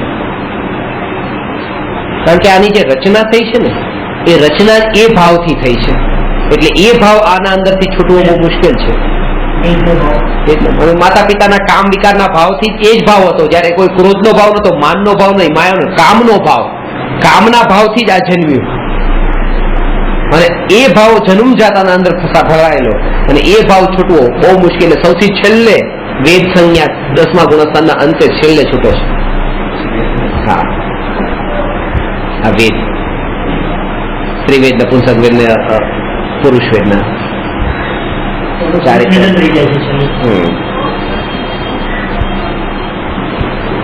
જન્મજાત છે. એટલે એક ફ્રાઇડનું જે સર્ચ કરેલું છે, ફ્રાઇડ કહે છે કે આ જે વિકારના ભાવ છે એ નેચરલ છે, કારણ કે મનુષ્યનું શરીર જ તેનાથી બનેલું છે. બન્યું ત્યારે આ ભાવ હતા, અને એ ભાવ જેના અંદર ગયા તો એમાંથી બહાર નીકળ્યા. જે ભાવથી એ બન્યું તો એમાં એ પણ બનેલું એવું જ હોય, એ વાત એની સાચી છે. પણ એને એમ કીધું કે હવે એવું જ હોય એટલે પરમાનન્ટ એવું જ રહે. એને બીજી વાત ન કીધી કે જન્મ્યો હોય ભલે એ રીતે, પણ મરણ એવું ન કરવું હોય તો એ મનુષ્યના હાથમાં છે, એ જીવના હાથમાં છે. ભલે જન્મ થતા વિકાર સાથે જન્મ્યો, પણ મરણ વિકાર સાથે ન થાય એવું સંભવ છે, એનો પુરુષાર્થ આપણા હાથમાં છે. એ વાત એને નથી કીધી. અડધું સત્ય કીધું છે, અને અડધું સત્ય એ બહુ ખતરનાક હોય છે. સ્ત્રી છે અને પુરુષ છે અને સ્ત્રી છે, બંને મળેલો વર્તુળ થાય.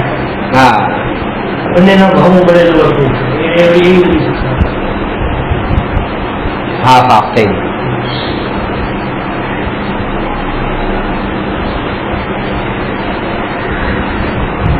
એક પણ એક પોતે જ વર્તુળ છે,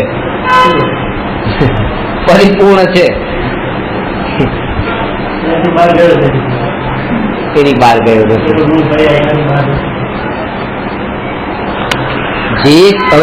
જે ક્રિયાનો જનક હોય, ક્રિયા નિષ્પત્તિમાં ઉત્પન્ન પ્રયોજક હોય, તેને કારક કહે છે.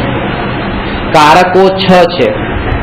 પહેલું કર્તા, બીજું કર્મ, ત્રીજું કરણ, ચોથું સંપ્રદાન, પાંચમું અપાદાન, છઠ્ઠું અધિકરણ.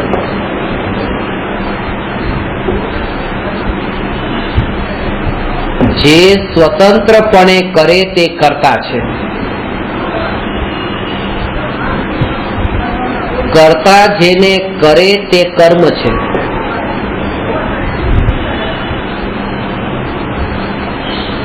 કાર્યના ઉત્કૃષ્ટ સાધનને કરણ કહે છે. કર્મ જેને અર્પણ કરવામાં આવે તેને સંપ્રદાન કહે છે. જેમાંથી કર્મ કરવામાં આવે તે ધ્રુવ વસ્તુ અપાદાન છે. જેના આધારે કર્મ કરવામાં આવે તે અધિકરણ છે. આ 6 કારક. આ 6 કારકો વ્યવહાર અને નિશ્ચયના ભેદથી 2 પ્રકારના છે. જ્યાં નિમિત્તની મુખ્યતાથી કાર્ય સિદ્ધિ કહેવામાં આવે ત્યાં વ્યવહાર ષટકારક સમજવા, અને જ્યાં ઉપાદાન કારણથી કાર્યની સિદ્ધિ કહેવામાં આવે ત્યાં નિશ્ચય ષટકારક સમજવા.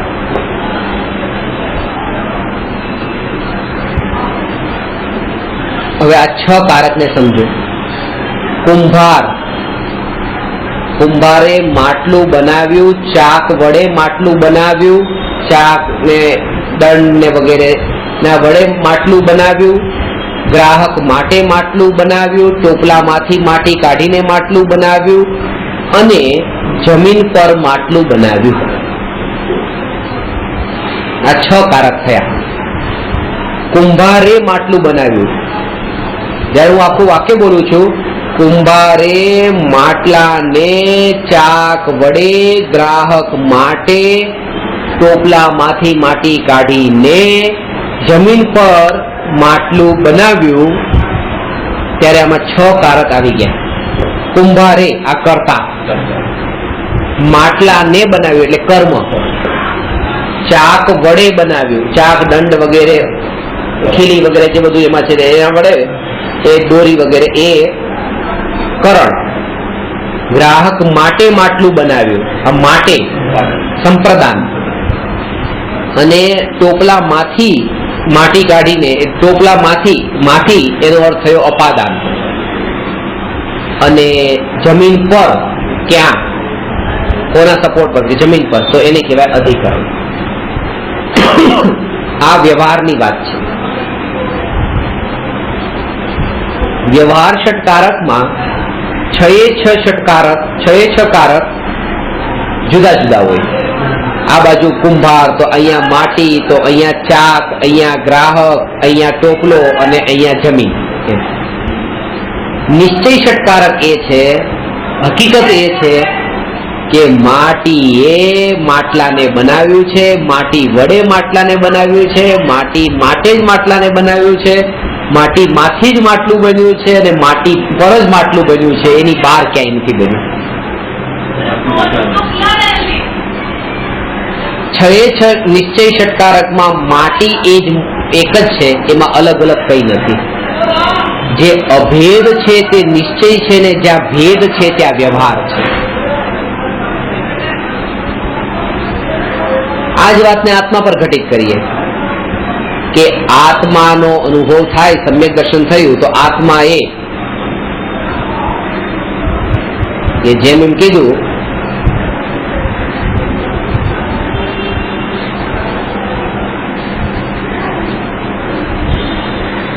માંગીલાલજીએ આત્માને ઓળખ્યો. ગુરુના ઉપદેશને સાંભળીને, ગુરુના ઉપદેશના માધ્યમથી આત્માને ઓળખ્યો, અને મોક્ષે જવા માટે આત્માને ઓળખ્યો. શાસ્ત્રમાંથી વાંચીને આત્માને ઓળખ્યો, ગુરુ પાસે સાંભળીને, શાસ્ત્રમાંથી વાંચીને, અને વનમાં એક ગુફામાં બેસીને આત્માને ઓળખ્યો.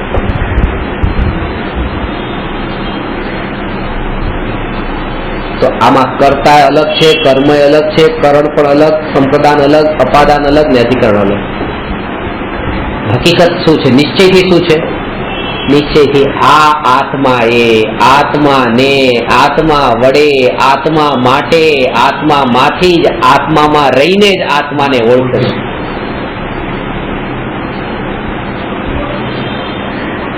નિશ્ચય ષટકારકની દ્રષ્ટિએ જોતા દરેક કાર્ય દરેક પોતે પોતાની યોગ્યતાથી, પોતાનામાં, પોતાના વડે, પોતાનાથી, પોતાના માટે અને પોતાનામાં રહીને જ તે થાય છે, પરના કારણે નહીં. એ બતાવે છે.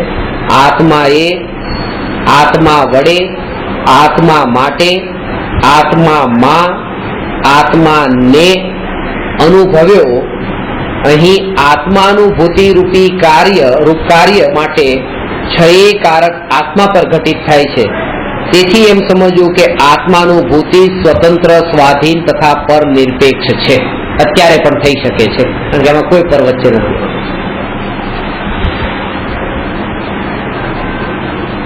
આ સંબંધી વિશેષ અભ્યાસ માટે પ્રવચન સાર ગાથા નંબર 16 તથા પંચાસ્તિકાયની ગાથા નંબર 62ની ટીકાનો અભ્યાસ કરવો.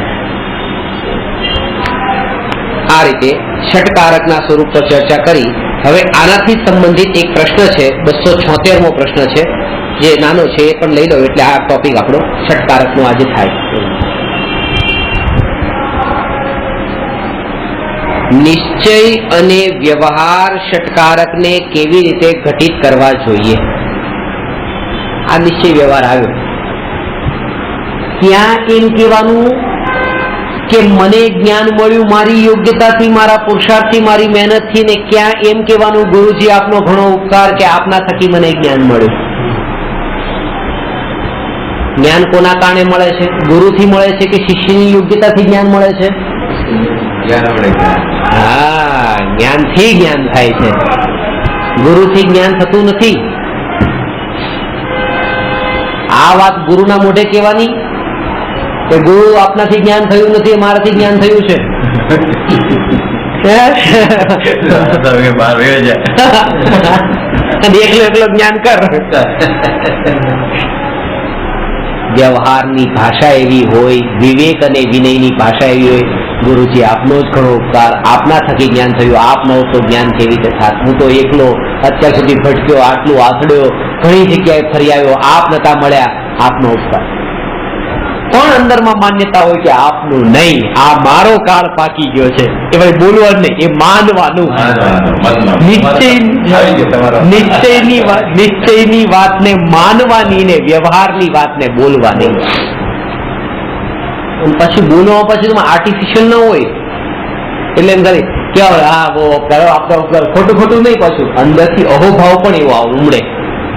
શુભ ભાવ જ્ઞાનીઓને પણ, વિતરાગી જ્ઞાની ગુરુ પ્રત્યે એવો ભાવ આવે જ્ઞાનીને પણ, અને અંદરના ભાવથી પણ જાગૃતિ હોય કે આ રાગ છોડવા યોગ્ય છે, ધર્મ નથી, અધર્મ છે, પણ આ ભૂમિકામાં આવો, આવ્યા વિના રહેતો નથી. ભૂમિકા અનુસાર છે, આ ભૂમિકામાં આવો ભાવ આવ્યા વિના રહેતો નથી.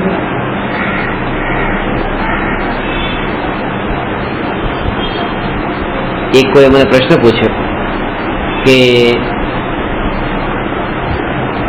અન્યમતી જે હોય તો કે એને સદગુરુ થઈ શકે કે નહીં? અન્યમતી આત્માને ઓળખી શકે કે નહીં?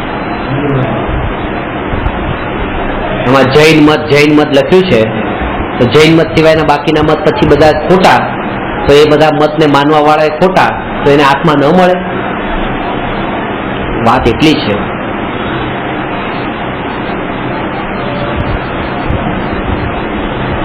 કૃપાળુ દેવનું વાક્ય છે, તું ગમે તે ધર્મમાં માનતો હોય તેનો મને પક્ષપાત નથી. માત્ર મારું કહેવું માત્ર એટલું છે કે જે થકી તને વિતરાગ ધર્મ પ્રગટ થાય છે, ગમે તે મતમાં માનતો હોય, વિતરાગ ધર્મ પ્રગટ થાય છે.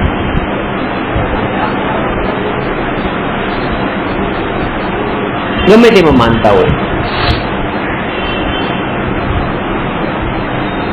ત્યાં એમ કીધું, do not hate anybody but love everybody.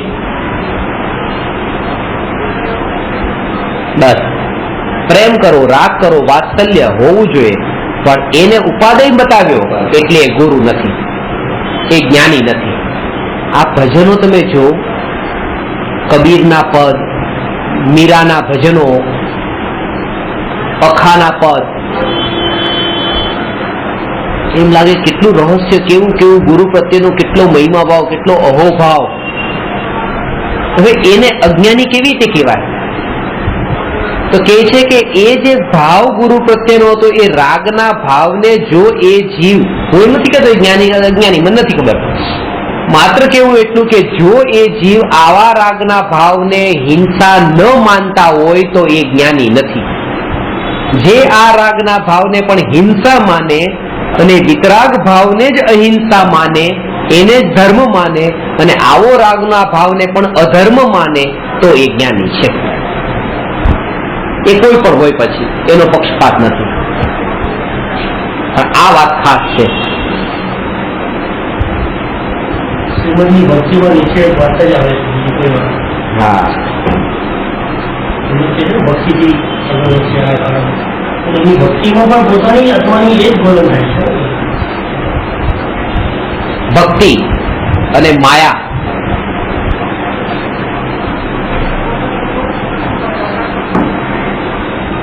તુલસીદાસજીએ કીધું છે, ભક્તિ ને માયાનું સ્વરૂપ. આ વાત કરી હતી ને તમે માયાનું, વાત કરી ગઈકાલ તમે, માયા રૂપી સ્ત્રી, ભક્તિ રૂપી સ્ત્રી. ભક્તિ રૂપી સ્ત્રી જેની પાસે હશે અને માયા રૂપી સ્ત્રી હેરાન નહીં કરે. પણ તકલીફ એ થઈ ગઈ કે જે શું હતું કે આ માયાથી બચવા માટે ભક્તિ કરી, પણ બની ગયું એવું કે આ ભક્તિ છે ને એ જ માયા બની ગઈ. એ ગડબડ થઈ ગઈ. પેલી બીજીથી બચવા માટે આને સાથે રાખી હતી, પણ આજ પેલે જેવી બની ગઈ. એટલા માટે કીધું કે મારે માયા નહીં જોઈએ, ભક્તિ નહીં જોઈએ, મારે બ્રહ્મચારી રહેવું છે ભાઈ. મારે બ્રહ્મ સ્વરૂપી આત્મામાં રહેવું છે, મારે પરમાત્માની ભક્તિમાં પણ જવું નથી એમ. એ નિશ્ચય ભક્તિ છે.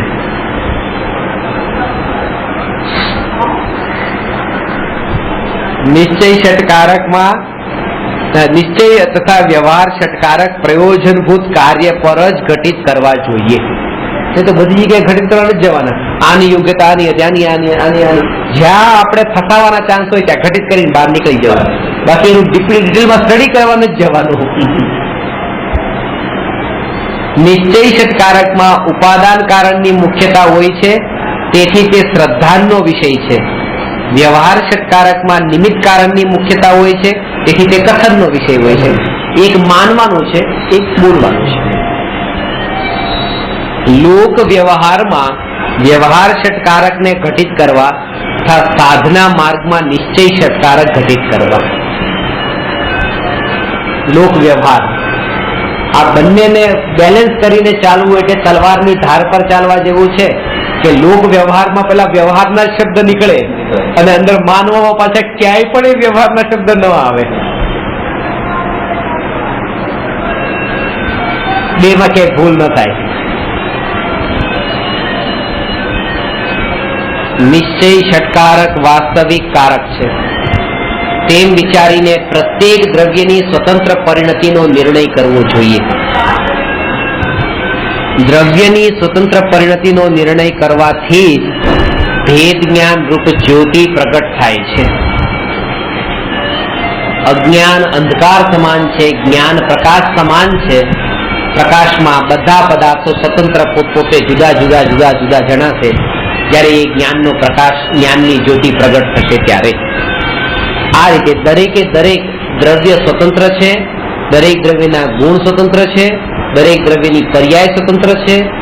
કોઈનો આરોપ કોઈ બીજા પર આપીને શ્રદ્ધામાં માનીને મિથ્યાત્વને ન પોષવું અને સંસ્કાર પણ આ પ્રકારે દ્રઢ કરવા કે આ ભગવાન આત્મા બધા જ્ઞેયોથી જુદો માત્ર જાણનાર છે, જાણવા સિવાય બીજું કંઈ કરી શકતો નથી. જે છે તેને યથા યોગ્ય જાણે અને એ રૂપે જ માને તો પોતે સમ્યક દર્શન પામે. આ વાત અહીંયા થઈ. આપ સર્વને સમ્યક દર્શનની પ્રાપ્તિ થાય એવી મંગળ ભાવના 277 પ્રશ્નથી આવતી વખતે લઈશું. નમો અરહંતાણમ નમો સિદ્ધાણમ નમો આયર્યાણમ નમો ઉવજ્જાયાણમ નમો લોય સવસાહુ